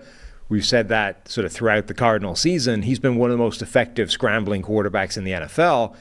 And whatever about not being Kirk Cousins as a passer, he brings this to the table that Kirk Cousins never did, right? He can scramble and turn plays that are dead into positive plays. And you got that first scramble that started it. He had a scramble touchdown later on. He gets his safety back with a 2-point conversion as well. Like, Josh Dobbs ends up doing this thing, and then right on the final drive, he makes a couple of big plays as well and finds, a guy. He had another crazy scramble on like 4th and 7, where it looked like he was dead and buried. Somehow fought his way out of the contact and got the first down, and then the touchdown to win it. The 4th and 7 scramble was one of the great red zone moments. I happened to have red zone on at the time. I had, by the way, I don't want to derail it, but it was a nice day to have. The multi-view had the right options yesterday to have the 7 games plus red zone. But I was on red zone for that. At the same exact time that Dobbs was converting a 4th and 7 scramble, Baker Mayfield was converting a 4th and 3 or something scramble on game-winning drive attempts. It was a great red zone moment. And great, Scott Hansen does such a great job, like keeping the energy and just directing the action across all the games. But Dobbs' 4th and 7 scramble, at the same time Baker Mayfield had his. But that was it, man. That was that spark that Dobbs had. And I think that's there's been a few quarterbacks throughout history. I always use David Garrard because I watched a lot of Jags in the late 2000s when Garrard took over. He was just like a good, solid quarterback, made a lot of throws, didn't miss a ton, but he'd steal I always said he'd steal 3, 4, 5 first downs a game with his legs. This is like the way Daniel Jones was playing last year, right? So like the passing stats might not look great at the end of the day, but when you start stealing first downs with your legs, not even necessarily a part of the designed run game, that's like a whole different animal, but you just start creating. And that's where, ESPN's QBR really weighs rushing, maybe too much, but they weigh rushing a ton. So Dobbs had the second or maybe the highest QBR in the NFL yesterday per ESPN because the running, right? And the EPA added on the ground. It is sneaky yardage. And Dobbs did that, man. That was the spark. And then you just back up even further and you learn more about the story. Yeah. So there's some crazy tweets coming after the game of just how little he was prepared to do what he did. You're like, he's been there a week. And I'd been saying I wouldn't even bet the farm on Jaron Hall starting this game. Dobbs has come in a short week before and the rocket scientist and the 5 different teams and yada, yada. Like, he might start this game. Apparently, not only was he not going to start this game, but they hadn't even considered the idea that he might have to go in. So Kevin Seifert tweets, incredible stories from Vikings locker room today. Josh Dobbs didn't take a single rep with the offense in practice. Now, that doesn't specify first-team offense. That says didn't take a single rep with the offense in practice. Maybe that's just bad wording. But anyway, no snaps from Garrett Bradbury, had never thrown passes to anyone, and didn't know most of their full names. And it says that's for next week. And then Alec Lewis says, unbelievable. Josh Dobbs said that the Vikings head coach, Kevin O'Connell, was essentially translating calls and mapping out plays mid-huddle as the play clock is ticking down. O'Connell called Dobbs' ability to handle it one of the most impressive things he'd seen in his career. So this sounds like Dobbs genuinely had no earthly idea what he was doing out there. There was another tweet, I think, from Seifert as well, saying that Hall gets hurt. They're like, he's out from the game. They quickly sort of huddle on the sideline and run through their principal cadences for Dobbs. They hadn't even heard his cadence before. Right. So he not only was he sort of not, fully prepared to go, he seemed to have no earthly idea what he was doing at all. And they're basically having to do this on the fly. Like, Kevin O'Connell is coaching him through the offense as the plays are happening. Like, nuts. It's really unbelievable. And this is where I just love the entire story. And I don't care. I know we're PFF and everything. I don't really care what the final grade is for Dobbs. It'll be good. No, he won't be the highest graded quarterback of the week. I don't care. The story is unbelievable. And we got into it a little bit on the preview show, how football is this incredibly complicated sport. You know that the best receivers and quarterbacks, they're always on the same page, and you could tell there's thousands of hours of reps and all that stuff. I was referencing the Peyton Manning deep comeback where he's just going to throw it to a spot 20 yards down the field and know that Reggie Wayne's going to get there, know that Marvin Harrison's going to get there. And you're like, they practice this literally thousands of times. And that's what you need to succeed in the NFL. There's so much nuance, and the routes have to break at the right depth, and you got to throw with anticipation and all that. And then every now and again, Josh Dobbs just, meets his teammates in the huddle. They were translating. He said they were translating the play for him in the huddle because you lose contact with 15 seconds left. And so they must have been like, no, it's slant flat over here. It's curl flat over here. And it's like, at what depth? I mean, standard playbook depth, I guess. Like, how do they do that? It's so, as a non-quarterback here, it's just very impressive to me that they could even pull that off. Right? Knowing what it takes to actually run a football play, right? To know what everybody's doing, the exact depth, the timing of your drops, where everybody's going to be, with dudes bearing down on you and the whole deal. The fact that they could even run a play, never mind lead a comeback, is just so impressive to me. So what Dobbs has done, kudos, man. I mean, the other thing is, so he's going to end up with multiple turnover-worthy plays in the game, but there were fumbles. Like, he didn't, in this offense that he basically had no idea what was happening and was having other people like coach him through the system while it was happening.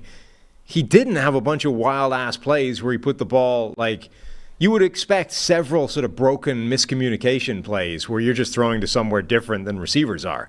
And he didn't. Like, he didn't actually have a bunch of those plays at all. He was reasonably careful with the football in passing terms, and then added what he added from a scrambling point of view. Like an adjusted completion rate of 69% in an offense where you don't actually know what's happening is quite impressive. Yeah, on top of, we had talked about, so Kevin O'Connell, maybe he didn't prepare Josh Dobbs well enough. They were trying to get Jaron Hall ready. It is starting to seem that way. But I think you got to give him credit too, man, because they worked together and they figured it out. And O'Connell has created this world. Look, I know Kirk Cousins was not the best fourth quarter, comeback guy in the world before Kevin O'Connell got there. And all of a sudden, their last year was ridiculous, right? Not just the one-score games, but just the ability. It's like 4 from 6 or something of those. Somebody found a tally of those down 8-point games in the fourth quarter that Kyle Shanahan's 0-37 on or whatever. The best quarterback in the NFL since the start of 2020 or something is Kirk Cousins. Yeah. It's like 4 for 6. And I think there's some connection with what Kevin O'Connell has done there. And you saw the same thing, I think, with him and Dobbs yesterday, able to lead that comeback. With no running game, we had anticipated Atlanta's run defense is pretty good. You didn't get much from Alexander Mattison. Cam Akers ends up getting hurt. Tore his other Achilles. Yeah. It's ridiculous. How does that happen? I don't know. He was just like backing up, and his heel, was coming down, and then Achilles just went done. And he was the emergency quarterback. Yeah. So one of they were like one hit away from genuinely not knowing who the quarterback was. If any of you ever become friends with Sam, and you are on mid-football game texting terms with Sam, if that's ever your future, what's going to happen is when the starting quarterback gets hurt, Sam immediately, go into all of the various iterations of if the second quarterback gets hurt, what's going to happen? Yeah. Right? It's one of your favorite things to do. So I was bombarded with, okay, Dobbs is in. Now, what if Dobbs gets hurt? I mean, and you do this every time. Like every time the starter gets hurt, and we know there's just a backup, there's no third string or whatever. It's like, all right, what's going to happen? I used to really want to see, like the New England always had they had like Heath Miller or whatever for at times. I was always interested in the completely ridiculous. Pittsburgh? No, sorry, Heath. Heath Evans? Yes, Heath Evans, the fullback, I think, was like an emergency quarterback at one point. I was always fascinated by like the random, ridiculous emergency quarterbacks.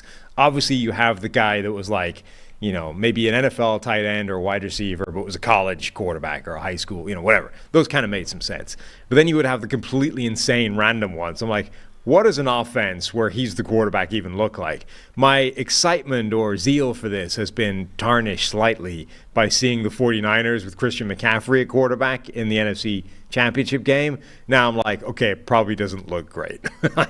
But the Kendall Hinton game? Yeah, maybe, that kind of thing, right? Broncos. But I am still vaguely, morbidly curious about it. So when you have a game like this, and it's like, they didn't even prepare the backup to play, let alone the emergency quarterback, let alone whoever the hell you're going to find now that the emergency quarterback just popped his Achilles.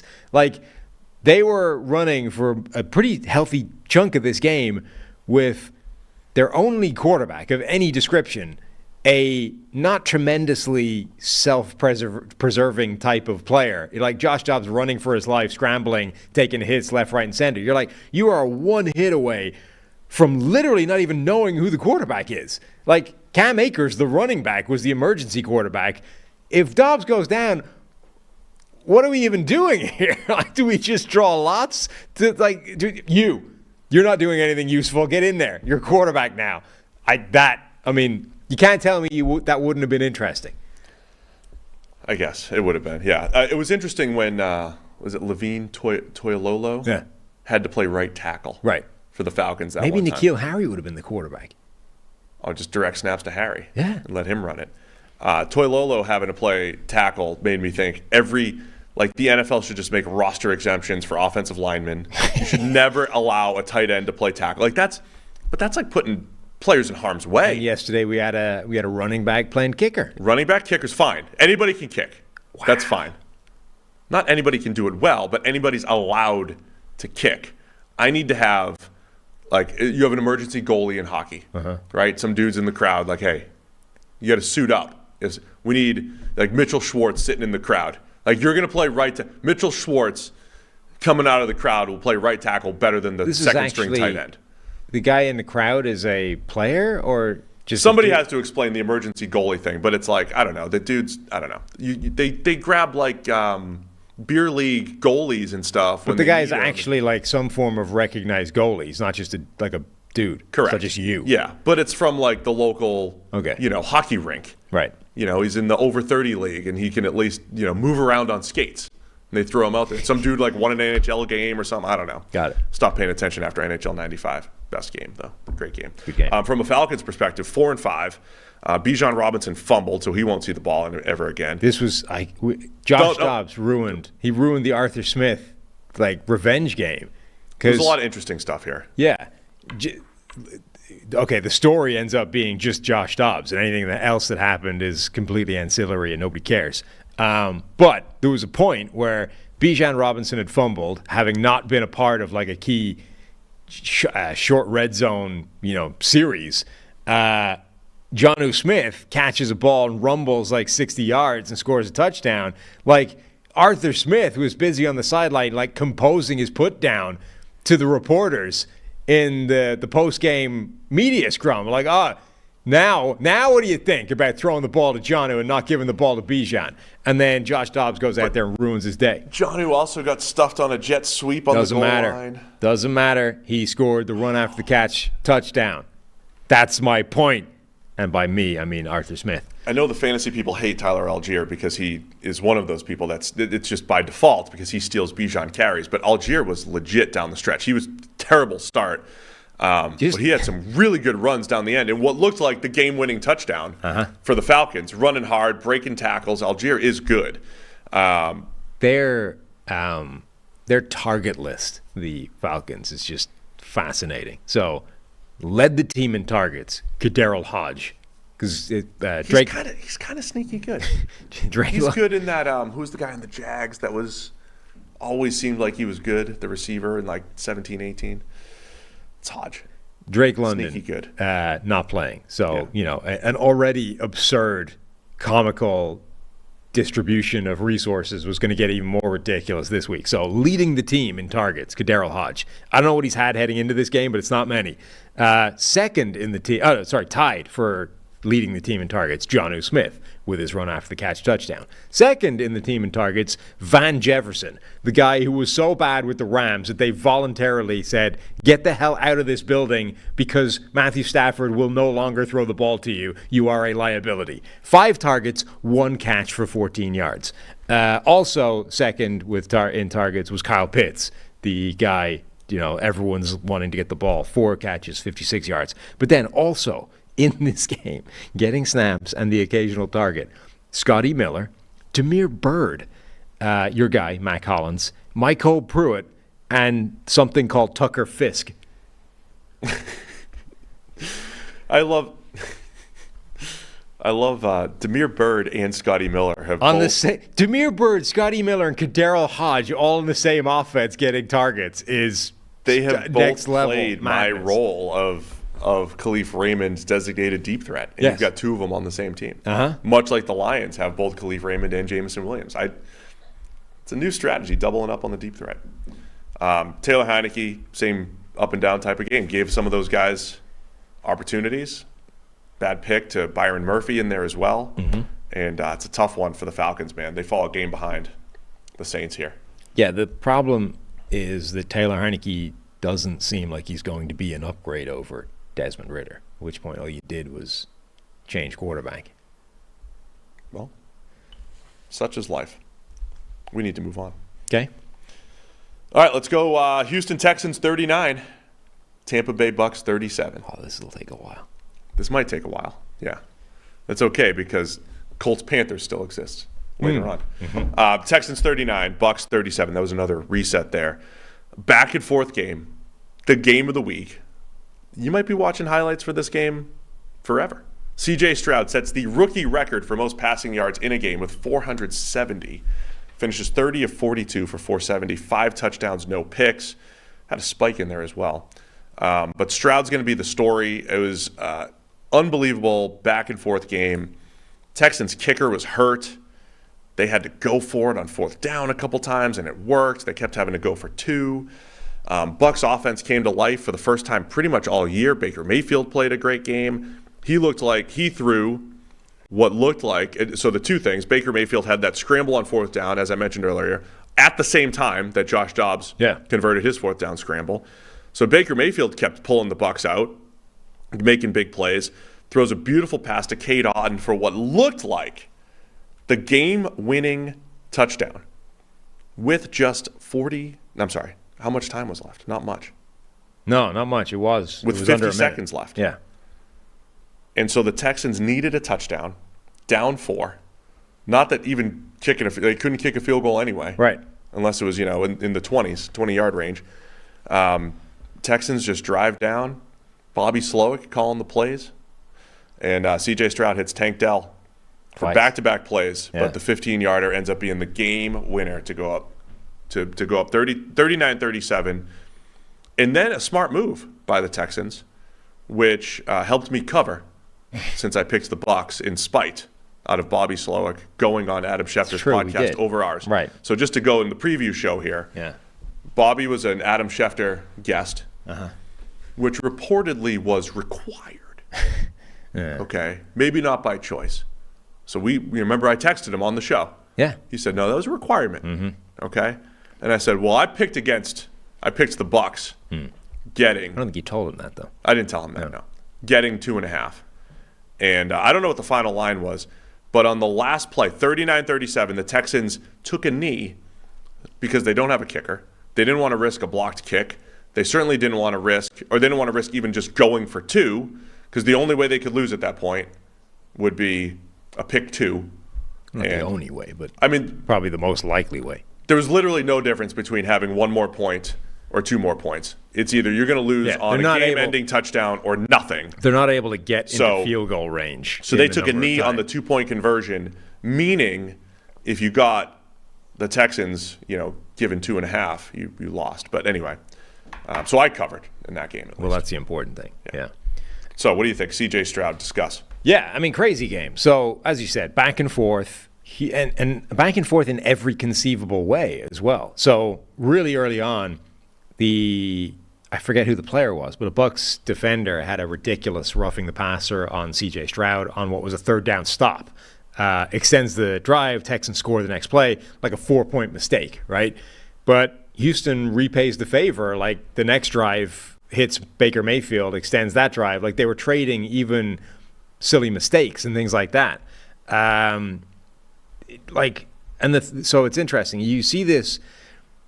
The C.J. Stroud game was really impressive. Not just the late improbable comeback, but basically all the way through the game. And a lot of the times you see these kind of, this is the first quarterback to ever do whatever, and it's like, you look at his. So there's 2 lists he's on, right? There's the list of now he's the 5th quarterback ever to have whatever it was, 450 yards, 5 touchdowns, and no interceptions. And that's like 4, I think, pretty good quarterbacks, and 5, I guess, but one of them was in the 60s, Y.A. Tittle. And then he's also on the list of like the top 5 just yardage totals from rookies. And that's a much more weird list that involves people like Mark Bulger and Aaron Brooks and whatever. And sort of sometimes, the numbers that you end up with a guy, they don't actually tell you that much. But his performance was every bit as good as the numbers. Like, he's going to end up with a really good grade. His high leverage moments were fantastic. He was great in this game. Baker Mayfield's out there balling out. It looked like he completed the comeback that Baker Mayfield never really completes.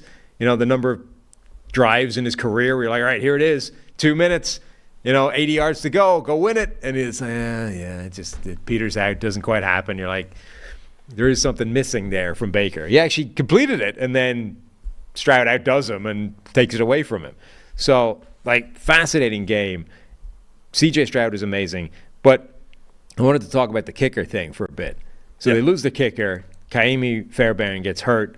And Dare Ogunbowale is warming up at halftime because they don't have a kicker. So he's practicing kicks. They have him kick off at the start of the second half. But then they basically are like, we don't have a kicker. We can't attempt field goals or extra points or anything. So they're basically forced to go for 2 and or go for it on fourth down for the entire second half. Now, eventually, Ogunbowale kicks a field goal, 29-yard field goal that puts them up. But before that point, they had basically been forced to act like we don't have a kicker. Let's go for it all. And what was interesting to me was keeping track of whether they're better off or worse off, having done that by the outcome. And because on, 4th and 8 or something? On 4th and 8, 4th and goal from the 8. Right. They went for it, yeah. And they get the touchdown. So because of that, and they convert on the 2 points on that try as well, now they're up 8 points. So they were net up 3 until the one that they didn't kick at the end, right? The one that they knelt on. So you can 2 or 3. But they're essentially they're net better off to the tune of winning the game. Like, you could make the argument that having been forced to not kick anything actually won them the game because they end up with that touchdown. I mean, the argument for people, and I think we just had the email that came in, like, what if you just went for it every time? Yeah. Right? The argument for this was like a forced experiment in is this game.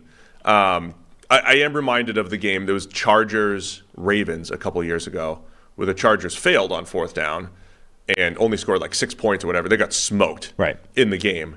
And so if you did go for it every time, what would happen is bigger just more variance in the score. Like, you'd get crushed, but it only counts as one loss.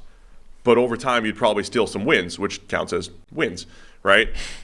So it'd feel bad when you lost, when it didn't work. But it would feel great like it did for Houston here. Like you said, they had to go for it. They thought they had to go for it. 4th and goal from the 8, which is everybody's kicking in that situation, even Nick Sirianni.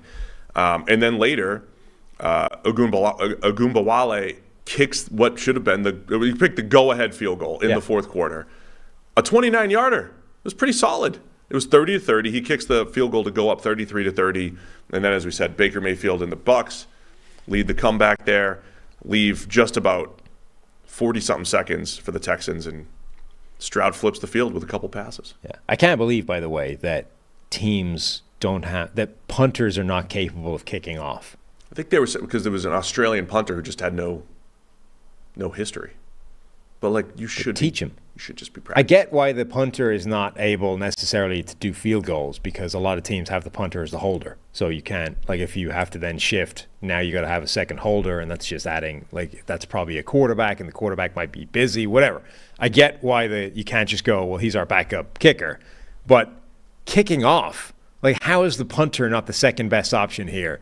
No, we got a running back warming up to try and do this? That seems crazy to me. But anyway, so we end up with this C.J. Stroud conversation now, right? Which is incredible game, putting himself on rookie records, putting himself on record graphics, period. When is the point where you say he's the guy, he's amazing, we've definitively decided he's the best quarterback in this draft class, it's time to reassess priors, everything, right? All of this, because obviously everybody wants it to happen now, but we understand how history works. I don't know. We don't have to. No, we don't have to on this show. I mean, if I know nobody here is, because you're all watching us, but if you flip to ESPN or Good Morning Football, there'll be declarative statements. Yes, there'll be a lot of declarative statements. I mean, last week they did score 13 points against the 1-win Panthers. He wasn't bad in that game necessarily, but yeah, I mean, look, let's just be in the moment and be very impressed by C.J. Stroud. I think a fair take, Lance Erline, our biggest question on Stroud was the Georgia game. Was that real or a mirage? Right. And, Lance Erline came out today and said that's what we were all asking ourselves, and I think it's all real. Like, I think everything we saw was real. And I think that's a fair assessment. That doesn't mean you'll be good every single game, but even early in this game, just a few times Stroud just broke contain and didn't, look terrible. He hasn't looked terrible outside the pocket. He made a very similar throw into the end zone. He's made a few of them this year. Rolling out, throw into the end zone, similar ones that he was hitting in the Georgia game last year that he wasn't doing early in the year last year. It was also interesting when you see the college football beat writers and everything and national writers saying a year ago at this time, Stroud was having his game in Northwestern in like 50-plus mile-an-hour winds where he would average like 2 yards per attempt and look terrible because it's like, well, the weather was horrible, right? And so you have the stat line of like 10 for 26 for 60 yards. There's your future, rookie of the year and He's an MVP candidate, by the way. I mean, Stroud's an MVP candidate now. Like, he'll be in that discussion. He's a top 5 MVP candidate right now. I think the credit is interesting because I was half joking during the game yesterday. He's unlocked former 5-star Noah Brown. Right? They had 3 guys go over 100 yards: Noah Brown, Dalton Schultz, and then Tank Dell. And so the thing that I'm impressed with, and Nico Collins had a good game. And Nico Collins is all of these guys where on paper going into the year, you're like, it's not the best receiving core. There's some intrigue there. You know, hope Tank Dell gets a ton of targets because we loved him. They're doing it with all of these targets who don't have this track record of being great. And a first-time offensive coordinator in PFF Bobby. On the other hand, you could say, well, it's the Shanahan tree.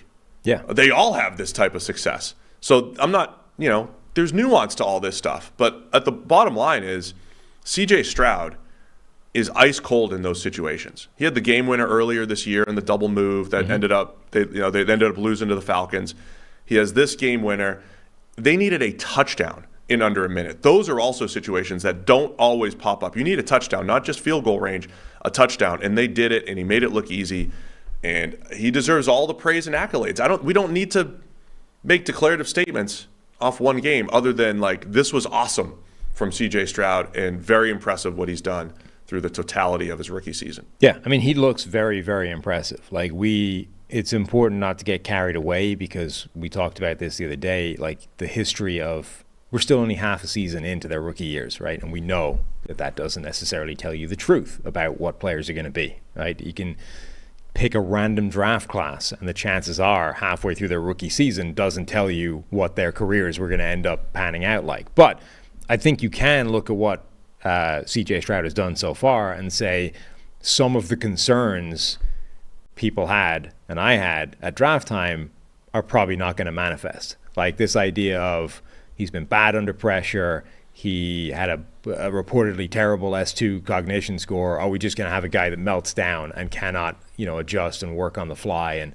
is his entire NFL career going to depend on whether he gets pressure or not effectively? I mean, he's playing well in disadvantageous situations, even if the offense and Bobby are able to dial up nice plays, etc. I think the concern there is probably gone at this stage, at which point now that's his single biggest negative as a draft prospect is probably off the table. The Texans fans in the chat want us to admit that we were wrong on CJ, which whatever. I mean, we said that was the right pick. That's fine. We put the wrong rankings together. I don't care. And that we were wrong on Will Anderson. Still not wrong on Will Anderson. Nobody ever, I mean, remember the nuance here. Wrong. I mean, you just good player. Love Will Anderson as the player. Right. Not worth 3 players. Yes. That's the thing. And that's not going to show up yesterday. That's not going to show up in the first 10 games. That's a multi-year The Will Anderson discussion was primarily it was bad to trade up for him because he can never be worth the cost of what you gave up to make that happen. We are nowhere near being able to tell whether that was the right decision or not based off his career so far. And frankly, even if it works out, from a process standpoint, it's probably bad regardless, right? Like the Raiders, the Khalil Mack trade and those kinds of things. Like you can always reverse engineer these and say, well, if you got the right player, it's the right move. But from a process standpoint, it isn't necessarily. Anyway, that part, like from a Will Anderson, the player standpoint, we said he was one of the best defensive players in the draft.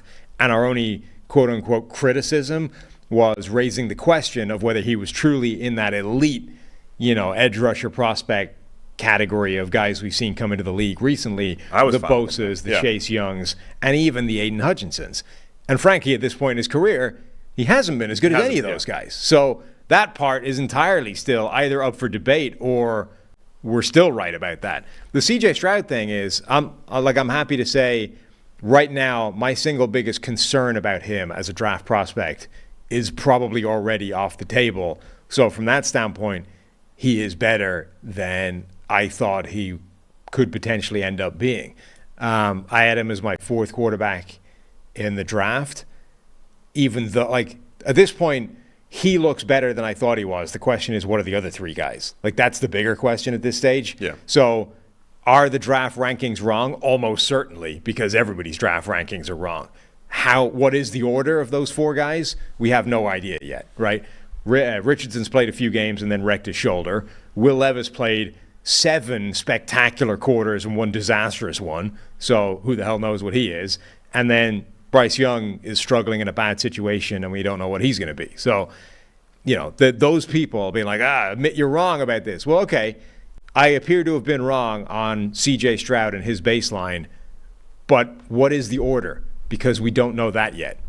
That's my point. I shouldn't even have brought it up. No, can't respond to those. It is relevant because at some point you do need to change. Like, we've made this point earlier in the season, right? Of course you should still focus on priors because that's still like 90% of the information you have on these players. But the further you go into their NFL careers, the more that number comes down. It also doesn't really matter. I mean, it's like, just describe what happened. We're here just describing what happened right now. But the point being, the further you get into their careers, the more that prior information does become less important and less a smaller piece of the puzzle. So the further C.J. Stroud gets in and continues to play this way, the more it is irrelevant that whatever you thought about him in the past, and you should start to acknowledge that he's better than you thought he was, or he's better than you anticipated him becoming. So I think that's perfectly fair. C.J. Stroud is looking better than I expected him to, or that the concern was he could end up being. So I'm pretty sure my ranking on him is going to end up being wrong at this point. But the other variable, like where are the other 3 guys going to slot? We don't know that yet because we're half a season in, and we know, like Baker Mayfield after half a season looked like the best quarterback in his draft. Lamar Jackson, after half a season, the rookie years, had played like 50 snaps or something. He'd barely seen the field. And Josh Allen was playing like ass. So we don't know yet, is my point. It's not the day to do it. C.J. Stroud finishes 30 of 42 for 470, 5 touchdowns, no picks. The only thing about rookie records is they don't really matter for the future. With C.J. Stroud this year, I'm just impressed with the way he's played football, the way he's handled the pocket, the way he's maneuvered the pocket, gotten out of the pocket, thrown the ball accurately. Mm-hmm. That's what I'm most impressed about, taking care of the ball for the most part. That's what I'm most impressed about. Like Cam Newton had all sorts of rookie route. Most yards through 1 game, most yards through 2 games. Didn't really matter for Cam. It didn't change the course of his career or anything. I thought Cam was a good quarterback and great 1 year. It didn't change the course. He had so many rookie records. Doesn't really matter. And in this case, the fact that it's like 470 yards instead of 440 doesn't really matter, other than like it was such an impressive effort. The way it was done, Tank Dell double move touchdown, hit the post for the touchdown. Dalton Schultz had some huge plays just in space. Noah Brown, as I mentioned earlier, had those. All 3 guys went over 100 yards. You mentioned Nico Collins had the slant for a touchdown, a couple other big plays. That's what I'm most impressed about, is that Stroud is able, with that group, to spread the ball around, find the open man, throw the ball accurately, hit second reads, maneuver the pocket, and credit to our friend Bobby for kind of putting this all together and getting the most out of Stroud and getting the most out of this group. I mean, Newton is a good example of how pointless some of these discussions can be, because whatever about projecting a guy's career forward, like we all just watched Cam Newton's career and can't agree on how good he was. Like, that's how hard this is. You know what I mean? Like, whatever, we're trying to project based off 8 games what C.J. Stroud is going to be in his NFL career, or Bryce Young, or Anthony Richardson, or Will Levis. We all just watched Cam Newton play for his entire career and can't even get on the same page about what exactly he was, or how good he was, or like those kinds of things. So you're having a discussion with a bunch of people who are already set in this is what this guy is. You're not going to be on the same page even if you had all the information.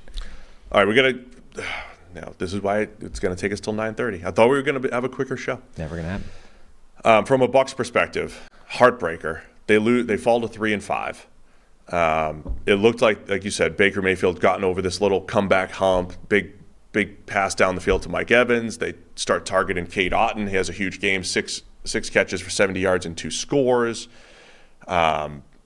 Trey Palmer had a couple big plays, almost fumbled it away, but Mike Evans saved the game there too for a minute, jumped on a fumble. And Baker Mayfield played. Popped into his hands. He didn't even need to do much. It just sort of bounced his way. There was just some crazy stuff in there. I thought Rachaad White ran really well. I thought, he only ended up at 3.7 per carry, but they were kind of an efficient running game against a weak run defense with Houston. But the question in Tampa Bay now is Todd Bowles, 3-5 this year. Bowles doesn't have the best record as a head coach, but with the Jets or the Bucs, and it's his defense falling apart. The defense has been fine for most of the season. They've got these lulls, but this was bad. As good as it was for Houston and C.J. Stroud, the question in Tampa Bay today is what's Todd Bowles' future? Is he on the hot seat? That's what they're calling for in Tampa Bay right now. Pretty bad defensive performance on that side for the Bucs. Yeah, so Carlton Davis got just abused in that game, particularly by Tank Dell, but he got beaten by a couple other guys as well. Zion McCollum playing all of the time doesn't make a ton of sense to me. He's this hyper athletic. Remember the same combine, right? Him and Tariq Woolen just blew it up and had mind blowing stats. Yeah, insane numbers from him. Only he's not actually very good at football. So you have this insane athlete at corner who's getting lit up fairly consistently. I don't know. The back end of that defense was struggling, obviously, given the kind of yardage that they put up. But yeah, and the story with the front seven is always the same, which is they're capable of insane plays. Vita Vea had another one of those plays that's just unblockable, but I think it was literally his only good play of the game. Why? I don't understand how that works. Kalijah Kancey is still more hit, boom or bust at the moment in the course of game. Shaquille Barrett had a good game, but they're just not bringing enough to the table from that group to offset the fact that the secondary is getting torched. All right, man. Texans move to 4-4. They're competing, man. They're going to be competing in that AFC South if they keep it up. But give C.J. Stroud his credit today. Yeah. No flowers, just credit. Give Great his credit. Impressive game. All right, let's go to the 4 o'clock games here. We're going to go quick through these two and get into the two bigger ones. Indianapolis Colts 27, Panthers 13. After many baby steps forward, Bryce Young takes a massive step back. A big step. A big leap. Right into the hands of Kenny Moore, basically, with 2 pick sixes. An adult-sized step backwards. Yeah, I think Kevin Clark tweeted something like, I'm trying to stay rational with the C.J. Stroud Bryce Young takes, and Bryce Young is not making it easy, which is pretty true. Now, 1 week ago, Bryce Young had his best game in a game where he outplayed C.J. Stroud. Right. That just happened last week. Now, head-to-head doesn't matter. I mean, we're 8-9 games into the season here. The head-to-head matchup doesn't get weighed double or anything. But in narrative terms, you can't do much better than outperforming the guy you're compared to in the game, right? Yes. Great work from Bryce Young. Timed it to perfection. That was the perfect time to play well. And Stroud not have his best game. Great work in terms of fixing your narrative, Bryce Young. But then this week you undid all of that work. You timed your crappy game for when he's setting rookie records and putting up 470 yards and creating this legacy comeback win. You have a nightmare and throw the ball repeatedly to Kenny Moore and just capitulate. Do not tell me to stop being reactionary. I think the Bryce Young takes have been very, straightforward. He had continued to progress. This is the first step back he's taken this year. He hasn't been good overall. Mm-hmm. He's gotten marginally better pretty much every single week. There's been more things to, have some, to be positive about if you're a Panthers fan. And this is a big step back. This is bad. This is bad performance. Yeah. At home against this Colts defense, throwing the 2 pick sixes, which were ugly. No, I mean, he had a bad game and he hasn't had a good season. But we're half a season in to his rookie career, or to his career, period. This is the classic example of just simply go back, pull up the first 8-9 games of the last 10 quarterback classes. Find the good quarterbacks from those classes and tell me what their numbers look like after 8-9 games. They're not all good. In fact, a lot of them are bad. And, Matthew Stafford has one of the worst rookie seasons of any quarterback ever. Bryce Young has been bad. I'm not even trying to dress it up. He's been bad. I haven't been impressed by him. Nothing's been good. Yeah. And even despite your incremental baby steps, it never got to a good level. It was just this is better than it was. But it is, the only caveat that needs to be attached to that is it doesn't necessarily mean anything. It just means he's having a bad rookie year. which quarterbacks do. The goal is to have your guy by, late year 2 into year 3. Yeah. Now, if it happens sooner, great. I think there's still people debating Trevor Lawrence. I think Lawrence is there, man. Maybe not as But a Lawrence top is 5 another guy, guy but who he's hadn't shown anything in the first a year 8 and a games. half. Now, when we remember last year, at this time, this very time, this is like the week where Trevor Lawrence turned it around last year. A year and a half into his career, we were sitting there in weeks 6, 7, 8 saying, all right, man, is Trevor Lawrence ever going to figure this thing out? Other people had seen some progress. Remember our friend Nate Tice was like, man, I'm seeing this progress from Trevor Lawrence. And we're like, I'm not there yet. And then the switch flipped, and all of a sudden Trevor Lawrence, since that point, I think has been excellent.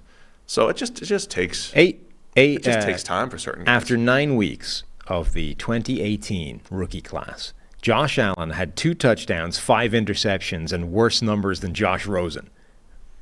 Right? I mean, that's tweet-worthy. Yeah, I mean, that's all you need to understand here, right? Bryce Young has been bad. There is no dressing that up, nor is there any attempt to, by the way. Like, he's been bad. It's been ugly.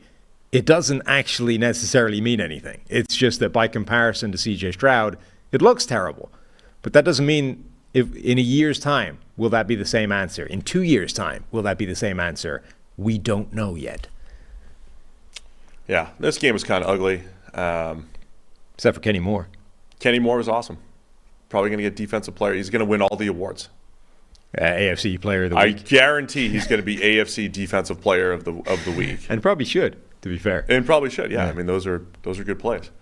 Gardner Minshew didn't. What do we have? A turnover-worthy plays here. This was like the worst the Colts offenses looked. Every time I looked up, they were making something bad happen, and yet they were like 3 scores to the good. It didn't make a lot of sense until you considered that Bryce Young kept throwing them the ball. Because of Kenny Moore. I don't have much else to add here because we have other games to discuss. Yeah. Well, good job, Colts. Colts move. So AFC South getting a little bit tighter. They move to 4-5. Panthers fall to 1-7. And so the Bears are excited because they have their pick, which is number 2 right now. Mm-hmm. Is that good? Sure. I mean, it's as good as you're going to get out of that game. That's it. Las Vegas Raiders 30. New York Giants 6. Raiders move to 4-5, but 1-0 under Antonio Pierce. Giants 2-7. They were playing with the interim head coach energy. Yep. And which can be confused with, and it's difficult to differentiate between the no longer having to have Josh McDaniels as your coach energy. All right, maybe that's the time we have to spend here. 2 things before I let you unpack that a little bit. Aiden O'Connell, second start, 16 of 25, 209. Much cleaner game this time around than we saw against the Chargers. Good game. Big plays in there. Nice deep ball to Trey Tucker, fellow rookie. Felt like they had that dialed up for Tucker, and the coaches just went back and said, all right, let's get our playmakers involved. Josh Jacobs ran hard. Nice little end-around play to Jacoby Myers for a 17-yard touchdown to kick off the scoring. So there's that. We'll talk about the McDaniel thing and some of the reports that came out, but it felt like the opening kickoff, I think they cut away from it. Just the opening kickoff, the Raiders made a tackle, and it looks like the whole team celebrated like they just got like the turnover, like the turnover celebration as a team. I don't know if that's sustainable, but Antonio Pierce is bringing some kind of energy to this team.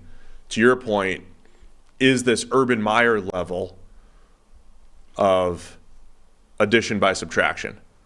Now, Josh McDaniels, by all accounts, did not do the top 8 or 10 things that Urban Meyer did. If you were ranking Urban Meyer's things and Josh McDaniels things, it's probably 8 or 10 of Urban Meyer's things first. That is true. Including, grinding with the girl at the Cincinnati bar after the game and kicking the kicker and just not knowing Aaron Donald and the other million things that he did wrong. But is it more addition by subtraction? Right. As far as McDaniels, based off all those reports. As far as I'm aware, McDaniels never kicked any of his players. It is, though, remarkable how it does seem that he just repeated his Denver head coaching stint. Everyone else, I tweeted this, it's like that Simpsons meme, Principal Skinner being like, am I out of touch? No, it's the children that are wrong. Like McDaniel, everyone else is like, look, the Denver thing went about as badly as a head coaching gig can go. It was too much, too soon, but he's young. He'll take it away, and he'll learn from his mistakes, right? These 10 years being offensive coordinator in New England, sure, they're just building up his reputation. But him, internally, on the side, he'll be like thinking, where did I go wrong? What am I going to do differently next time? He just went, nah, I was right. I'm going to run it back. And it was exactly the same. Like step by step. He just went, I clearly had it right the first time, and I got unlucky. So I'm just going to give it a second swing and see how that one pans out. Well, it turns out it pans out exactly the same. It's one of the worst jobs anybody's ever done.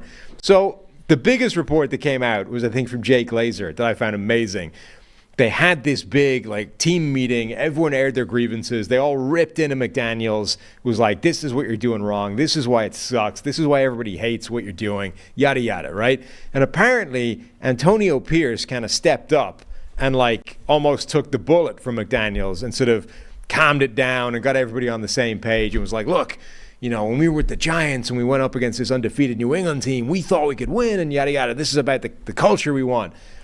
And so he kind of calmed it down, talked everybody off the ledge and got everyone on board. And apparently McDaniel's only takeaway from this was, don't talk bad about that undefeated Patriots team. Don't you ever bring those guys up again.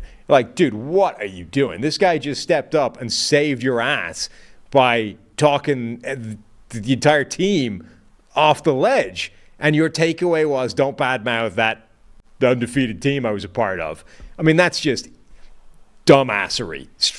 Immediately, that guy has no idea what he's doing in terms of interpersonal skills, which, by the way, was the criticism of every one of his players in Denver. What are we doing here? And rightly, Mark Davis goes out there and eats $80-something million to be able to get rid of those people and start over. And whether or not it's going to be Antonio Pierce getting the job going forward or simply not having Josh McDaniels there as the dude in charge, it's the right move. I mean, that is catastrophic. Not even man management, just human skills. Yeah, those are the reports that came out, and players going above McDaniel's head and talking to the ownership and the whole deal. Yeah, but talking to Mark Davis. That may well have been Davis trying to sound it out from the players as opposed to the other way around. Either way, it sounds like they were right. I mean, this is a person that can't lead men. Yeah. I mean, I'm intrigued by the Raiders going forward. So I know it's the Giants, and they've looked rough this year. And that was you could see that in the game, right? Obviously, Max Crosby was really good because he's really good, but multiple other Raiders defensive linemen had big games in a way that hasn't happened otherwise this year. But at the same time, even when McDaniels was there were certain games this year where it's all right, the Raiders don't have a ton of names on defense, but they're playing hard, and we know they have talent on offense. They're not devoid of talent on offense. It's just putting it all together. I mean, the Raiders could be feisty second half of the year here. They play the Chiefs a couple times still. They have to, they could be a feisty team. Other storyline stuff. I mentioned Josh Jacobs ran hard. I mean, the final numbers aren't spectacular. Under 26 carries for 98 yards, but it kind of looked like last year's Josh Jacobs. A lot of good stuff, I think, for Las Vegas in that game. They moved to 4-5. Giants fall to 2-7. Daniel Jones hurt. He was hurt on the previous play, right? You could tell he was hobbling. They're saying, and then dropped back, and he just crumbled. It's probably an ACL, and he's probably done for the year. Ugh. It looked like it was a weird play because it looked initially they thought his tight end had tripped him up, but actually he just planted his knee because the tight end was kind of in the way, and his knee buckled, which is the ACL. And then he didn't realize it was the ACL. Went out the next play and just planted his knee again. It buckled because he doesn't have an ACL. And apparently, I forget who the sideline reporter is, but they were like, the team doctor had already sort of clocked it initially and thought, uh-oh. And then when he buckled the next play, apparently the doctor wasn't even waiting for anything else, was already running out to the field being he knew. That's the knee. So, yeah, Tommy DeVito had to come in. Again, Tyrod Taylor is banged up, the backup. I mean, early on, Daniel Jones only ended up with 11 dropbacks total, whatever it was. But it looked like Daniel Jones was watching some Tyrod tape and saying, I gotta throw it downfield. Yeah, and took a couple of shots. Yeah, took some shots at Jalen Hyatt. Just couldn't connect on a couple, but it's a tough blow and a tough season for the Giants, especially after re-up and Daniel Jones. Yeah, particularly if they did sort of, I'm not saying one caused the other, but if they did rush him back onto the field because they were suddenly confronted with the reality of starting Tommy DeVito, and it's like, then he tears his knee up and now you have to play Tommy DeVito anyway. It's like, that didn't work well. Not great. Yeah. Raiders O-line deserves a ton of credit. We spent a ton of the preview show complimenting Dexter Lawrence because he's just breaking the world statistically, but not today. Or not in this game. Yeah, they shut him out pretty much. Couple quick wins in there that didn't become pressures, but Raiders O-line was excellent. They've been sneaky good this year from a pass pro standpoint. Yeah, and remember, we were asking the question, how are they grading well and not getting anything out of it? And when you say that and you ask that question, typically the answer is generally coaching. Now the coaches changed, and all of a sudden there's a run game and there's an offensive line looking well, and Aiden O'Connell looks good. Like, Aiden O'Connell had the game, another one of these quarterbacks this season where you're like, outside of the really bad plays he made, he looked quite good that first game, right? Other than taking 1 million sacks, he was fine, right? Yeah. This game, he took no sacks. So it's like suddenly Aiden O'Connell looks good again. You're back to preseason Aiden O'Connell. So honestly, changing the coaching staff may well be the solution to an awful lot of Raiders' ills. Again, with the Cleveland, Arizona caveat of it's the Giants. Giants moved, as I said, 2-7. Currently the number 4 pick in the draft. And Vegas, one of several teams at 4-5. All right, 2 more games. The game of the week in the 4 o'clock window, Philadelphia Eagles 28, Dallas Cowboys 23. Eagles moved to 8-1. They'll be atop all of your power rankings with the best record in the league. And it was a pretty good back-and-forth game, a heavyweight battle type of feel. Started out hot with back-to-back scores from each team. Or they traded scores early on, but it was a fun game, man. Yes. Dallas, this feels like a game that really got away from them. So Philly scores early. They got a little bit lucky with a strip sack that sort of bounced right back to Jalen Hurts, but they score a touchdown, and you're like, all right, first punch thrown to Dallas. Now you're like, you already know what the narrative is, right? Dallas can't win these games. You're not as good as those teams. You just got punched in the mouth. Can you punch back? And they did. They had a big kick return by Keontae Turpin right away, then a touchdown drive. And it became this sort of back and forth game. They were able to sort of keep pace with the Eagles and then had a shot to win it at the death and couldn't. It's like, the narrative was already you can't live with these teams. And for once you actually did live with them and then had a shot to win it and couldn't get it done in the end. Like, they just can't get away from the inevitability of the outcome in these games. I will say, they mentioned at one point, and it changed during the game, but this is maybe the most insane stat I've heard this season. Coming into this game, yes, Dallas had 1 lead change in the entire season.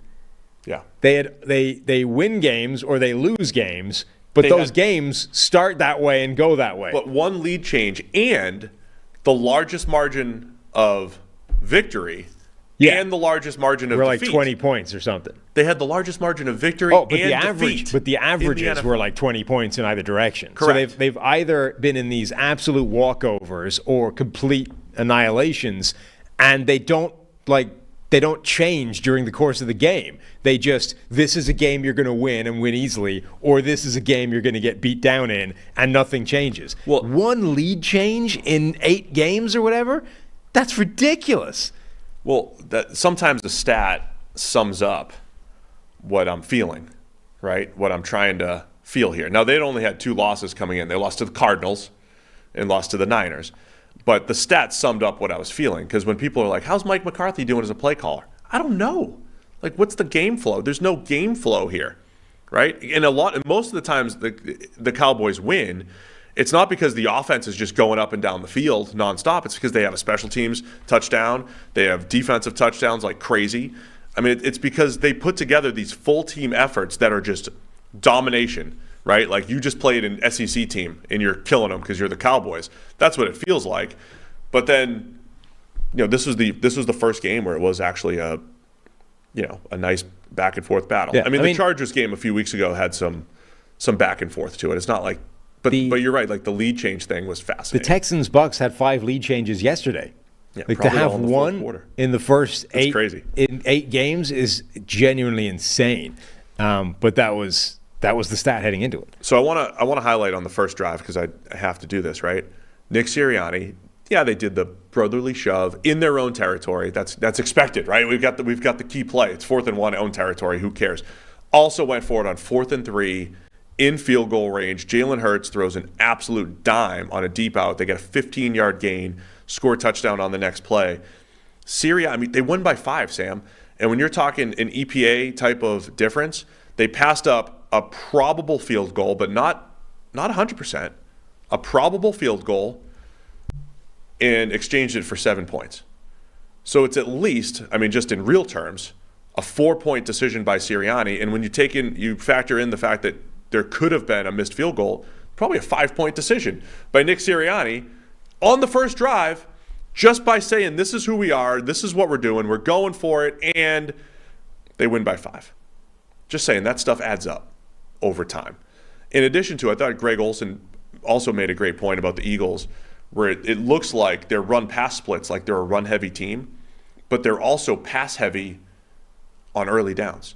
They are finding this mix of it's 3rd and 5, 3rd and 4. We're going to run it when most teams pass because we're going to go for it on 4th and we're going to run again. And the run-pass splits look even, but they pass early and they run in late. They run, in 3rd and 4th and short, and they're finding that like nerdy balance of when to pass and when to run, and it's really impressive that they're putting it all together.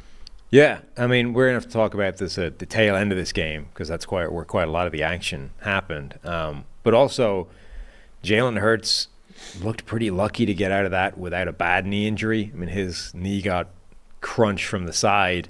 He was already he got hurt a couple of weeks ago, and honestly, he seems like he's been dealing with stuff all the way through the season. All year he's felt, hurt. But his knee was already in a brace, which honestly may have saved his knee at this point because it's already locked in with the metal brace thing. If it hadn't been and his knee had just crunched in sideways like that, that may have been Jalen Hurts' season right there. But he was dealing with that knee injury again. And then the other element of this, so the tush-push, the brotherly shove play, whatever, not only is it this cheat code on 4th down, et cetera, we've been talking about that a lot, they found another use for it where Dallas, with one of their many just down short of the goal line plays, the Eagles get the ball, turnover on downs, the Eagles get it, they're backed up on their own like 6-inch line, right? They were able to use the shove play to get 2 clear yards of breathing space. Yeah. Nobody else can do that. Like, they can deploy one play that nobody else can stop and not just get 6 inches to get a first down. They can go, we need 2 yards of breathing room because we are backed up on our goal line. Go nuts, guys. Traditional sneaks can do that too, but they don't get 2 yards though. That's the thing. They do. If you spread the field, if you do it the right way. Most people do not get 2 yards out of a QB sneak. This cheat play is not just an automatic conversion. It's actually able to push 2 clear yards of space down by your own goal line, which is just another use of this thing in a way that nobody else can do.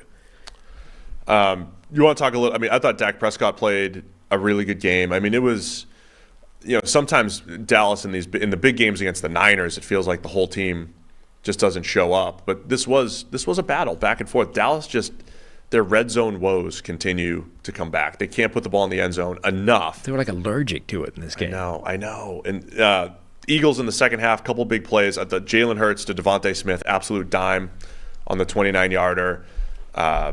Hurts to A.J. Brown to go up 28-17. But again, Dallas kept battling back, man.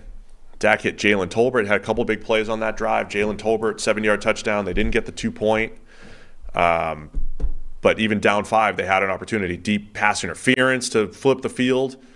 And then had – go ahead. Go through the sequence at the end. Well, they had the multiple plays where they couldn't get into the end zone. 4th and 1, they thought they scored, and then this one was taken off the board when it turned out he was down at like the 6-inch line, which is where the Eagles had the ball then and did the push play to get the room. They they get the touchdown. They couldn't get in the 2 points. It looked like Dak had got there, and he didn't. He'd stepped out just short. So they kept getting these like plays taken off. Each time they like gave it to them live, and then only when they looked at the tape were like, nope. Unfortunately, you were 6 inches short of this play, and it just kept happening to them. But then the Eagles give them a shot and completely botch this big third down play late on, fumble the ball. It was like a read option thing, and he handed it, gave it to the running back. Who did it get clipped out or whatever by the crossing blocker? Tyler Steen recovers it, and that looked for a second like that could be the difference in the game. Like a punt versus Dallas getting the ball at the Eagles 31 with like a minute left, and then they just couldn't. Like that was in the middle of the sequence where they couldn't get the touchdowns or get the points on the board. What's your high-level takeaway here? Because as we were going back and forth discussing this game, I'm like, look, I said I think Dak in this passing, Dak as a quarterback matches up well against the Eagles, and the way they play defense. As long as they can protect Dak enough, and I know he got sacked 5 times, and he was under some pressure, but like the matchup's pretty good for Dak. I'm going to read some zone coverage, find the open man. He does that really well. CeeDee Lamb with another huge game, and Jake Ferguson had a really nice game. I'm also still disappointed that you don't get that. You're not getting the wide receiver production I expected out of the Cowboys, but they move the ball. But as we were talking through the game, I'm like, I like the matchup for Dallas. The matchup itself is much different than the 49ers matchup. But in Philadelphia, Eagles tough to beat, and I thought that was the decider. This game might flip for me in 4 weeks, whenever it is in Dallas. Assuming the quarterbacks are healthy again, and I think they're close. But Dallas still has this question to answer: can you beat the best teams in the NFC? Yeah, and they haven't over the last 2 years. At least not when the Eagles and the Niners have been fully healthy. Yeah, I mean, and honestly, it comes down to Tyler Steen, backup guard for the Eagles, doesn't play well, is actually an issue in the game, was getting fairly well wrecked, but he recovers that fumble. And honestly, that might be the difference in the game. Like, he might have saved the game by recovering a fumble when he'd been one of the worst players on the field for them otherwise. And then the other side, Terrence Steele has not been the same guy since coming back from injury, and he was getting wrecked by the Eagles' defensive line. Like Brandon Graham, struggling. Brandon Graham had back-to-back sacks, his second and third sacks of the year. Hassan Reddick, like everybody was destroying Terrence Steele. And other guys in the Dallas offensive line gave up some pressure, but Terrence Steele gave up like 4 times more pressure than anybody else. And that ended up being the play that cost him the game at the end, was Terrence Steele with another one coughing it up. The takeaway from this game, though, ends up being, like, Dallas showed that they could go toe-to-toe with a team like Philadelphia. They had a chance to win it at the death. Now, Philadelphia was down multiple defensive backs. Bradbury gives up a 50-yard pass interference play and gets hurt on the play. Slay's already off the field. They're down to nobody at corner, essentially. So, again, there's always, like, context. What were they going up against? But they were driving. They had a chance to win this game and didn't get it done. And this is a sort of coaching challenge of how do you make the team spin that in a positive direction, right? On the one hand, this is a lot better than when you went up against San Francisco and they just beat the crap out of you for four quarters. On the other hand, outcome is the same. You didn't get it done at the end when you had the chance to get it done, and now you still can't beat the best teams in the NFL. So if you can sell this to the team as a positive step in the right direction, hey, this time we almost got it done, that's better than not even getting close, then sure, it's a step in the right direction, and it might be psychologically important when you play them again in future and you know that you're right there. But if you can, and if they just come out of this with the takeaway of, man, we fell short again, we can't beat these teams, that's potentially psychologically damaging for them. That's why coaches focus so much on situational football. Because every week when you're like, hey, why did we win or lose? Oh, it's these 6 or 7 plays. Yeah. It's these few red zone plays. And it's not easy to solve, but it also means the next time it's Dallas and the Eagles, just because Dallas has been terrible in the red zone this entire season, doesn't mean they will be the next time, right? Yeah. It's a handful of plays here and there. I mean, the Eagles' penalties put them in a position to win this game. Dallas. Sure. They gave them 50. They needed to go, 85 yards or something on that final drive with like a minute left.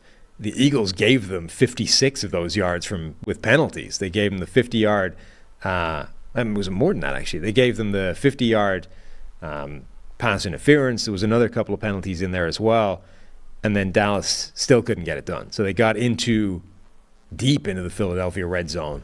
A big sack coming off the Terrence Steele pressure, delay a game. They just kept getting backed up, and they end up not getting it done at all. So Dallas had a chance to win this game and couldn't find a way to make it happen. All right, let's wrap it up, man. By the way, Philly, I'm going to say this every week for the next few weeks. That's game one of the brutal schedule. I got it loading real quick, sorry. They're going to hit their bye. Kansas City's also on their bye. Next time we see them it's a Monday night game at Kansas City. Eagles at Chiefs next time we see both teams. Super Bowl rematch. And then they have the Bills, 49ers, and Cowboys once again, and then the Seahawks. So 1-0 for the Eagles. Seahawks. On the road to the Seahawks. On the road, yeah, to Seattle with the 12s. Yeah. Right, 12 men on the field. So it's a stretch for the Eagles, 1-0 during that stretch. 8-1, of course, though, on the season. Power ranking, number 1. Sunday Night Football, I was there. Cincinnati Bengals 24. Buffalo Bills 18. Bengals officially back again. Yeah, so what is the report from live on location? Crowd was electric, very well color-coded. Except you. I was watching the safety rotation, so I would just yell out, "Got him!" Yell a lot, "Got him!" I could tell when the guys were open because being up high, I could see the coverage pretty easily. Yell, "Got him!" And they had him. Both teams. I mean, it was a good back-and-forth battle, Sam. Thought there'd be a lot more points scored after those first couple drives. It looked it. Right? It looked like it was going to be the shootout, but it was another vintage Bengals, though. Vintage as in like the last year and a half. Yeah. Of the Bengals. And the Bills still remain kind of perplexing, right? Like, what's their issue? I don't know. Dalton Kincaid fumbled. I mean, if the Dalton Kincaid fumble in the air. It's such a freaky play. I don't even know. Very freaky play. I don't think ball didn't get hit, right? No, it did. Pratt okay. hit it out, but I don't know if it was deliberate. Like, everyone was on the broadcast, they were sort of saying, because he'd had the crazy interception, was it last week or the week before, the 49ers? He had a couple of crazy plays, and they were like, wow, Pratt's just making these incredible plays. And they showed the replay of it. He kind of comes in as as Kincaid is being flipped, and like kind of comes in, hits the ball, and comes out. I'm not sure he was trying to hit the ball specifically as opposed to just coming in to make a hit and a tackle, and it clipped the ball.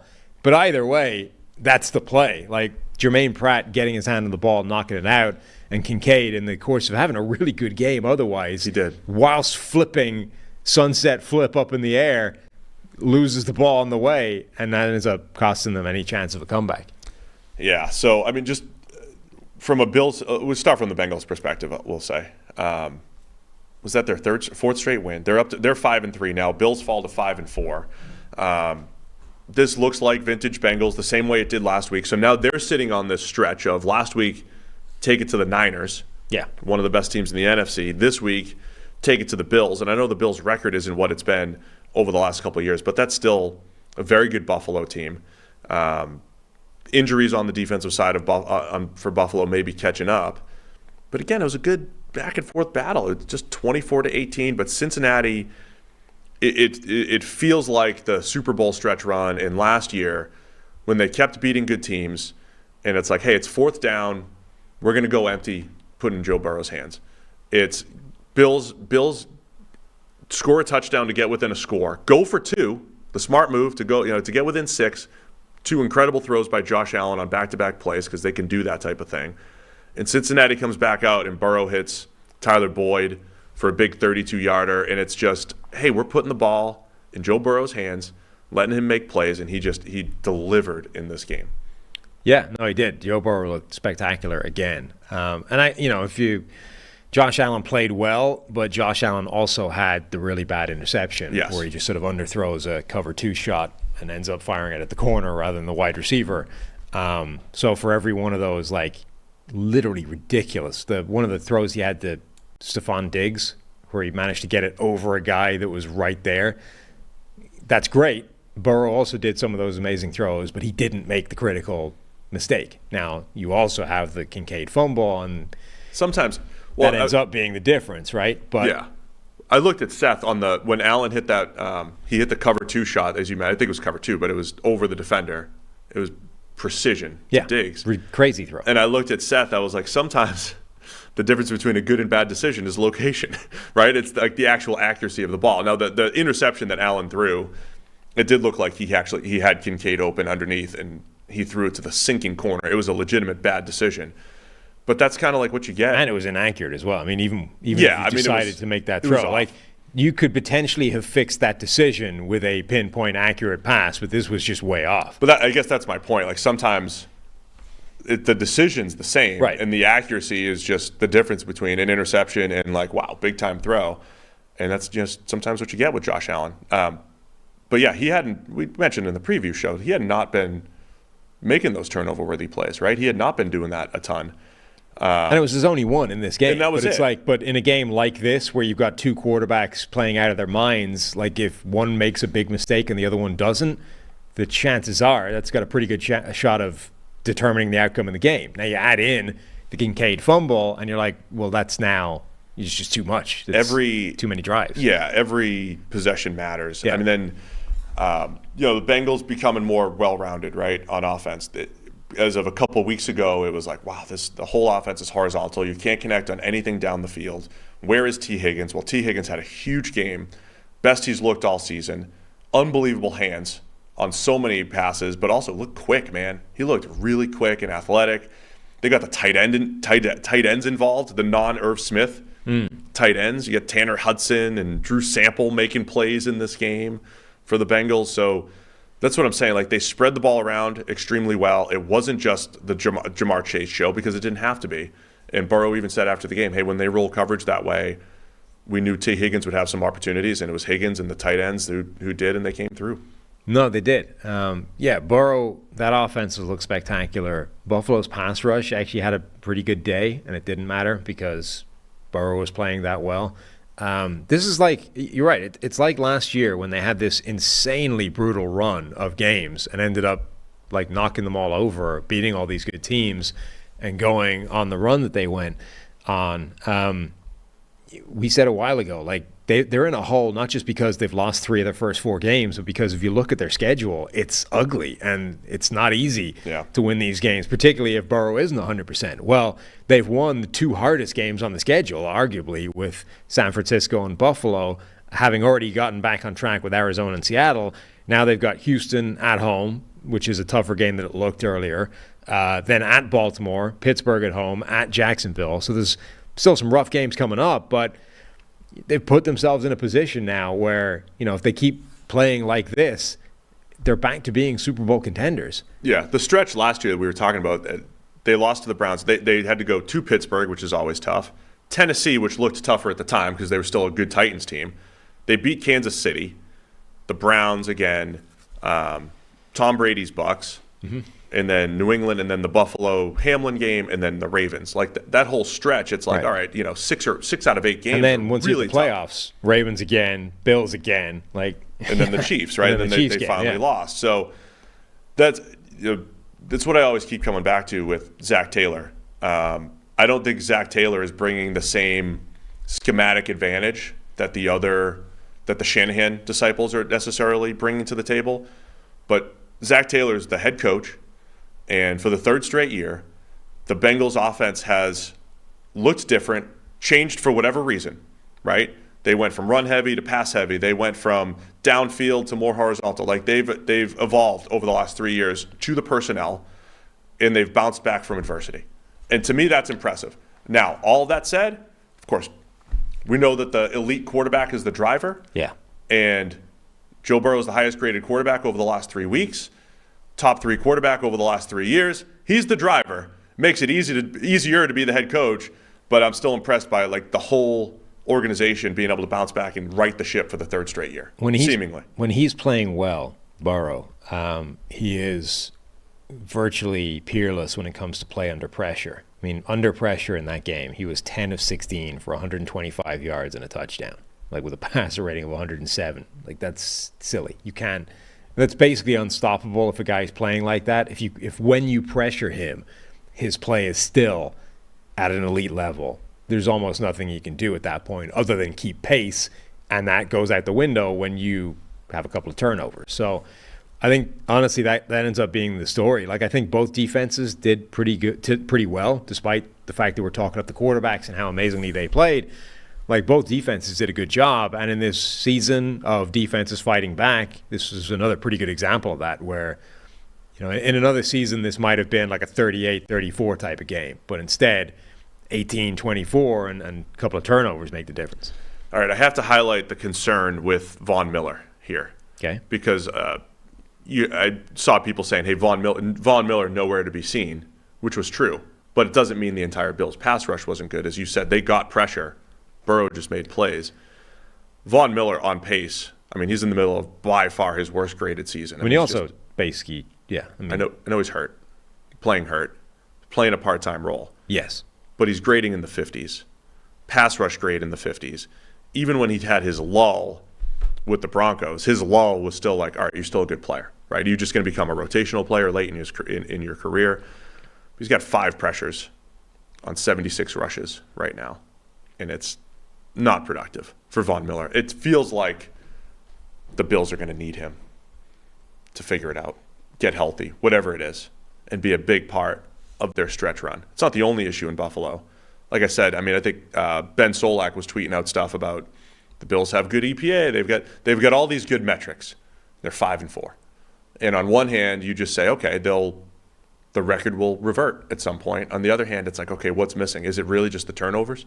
Is it really you just give this efficient offense the 2 more possessions, let them finish the Dalton Kincaid fumble drive, and don't turn it over in Bengals territory with the cover 2 shot that Josh Allen took, and then it changes the game. Is it that simple? Because I think there's elements of the Dalton Kincaid offense, of him moving around and being a feature part of this, that make it a little bit better. But I don't know. Something a little missing in Buffalo. Yeah, I mean, it's not – they are pretty banged up at this point, which is like a fairly significant element of all this. I mean, their secondary is pretty wrecked. They've lost linebackers. They lost more of them in this game. They're not what they should have been from a health standpoint. And as much as everyone sort of says, well, you know, nobody likes to – you can't use injuries as an excuse. Everybody deals with injuries. And it's true, they do. But you also can't pretend like they don't impact what you're seeing happening, right? Like who gets injured and when and how severe and how long they're done for and how many guys at one position group were injured absolutely affects these overall big picture outcomes of teams, right? So you can't just pretend it's not a factor. And the Bills have been pretty banged up, particularly like located in the back 7 on that defense. So that's definitely part of it. The offense, I think, showed the last couple of weeks that they can be a little bit more diverse and win in a couple of different ways. And I think they are better. Like Chris talked about it in the broadcast a little bit, when sometimes they go, you know what, we're just not going to bother with the run game. Like a little bit like what the best offense the Washington Commanders seem to be able to deploy is when they just say, drop back Sam Howell and let's just play some backyard football here. And then Howell will create a few scramble plays, and that effectively serves as your run game. I think the Bills, similar, when they just let Josh Allen drop back and sling it, and then Allen can be your run game, whether it's scrambles or whether it's, you know, some design carries here or there. Okay, you want to do that less if he's injured with the shoulder, but still, I think that is still fundamentally their best form of offense. And they did some of that in this game. They did some of that in the last game as well in a couple of different ways.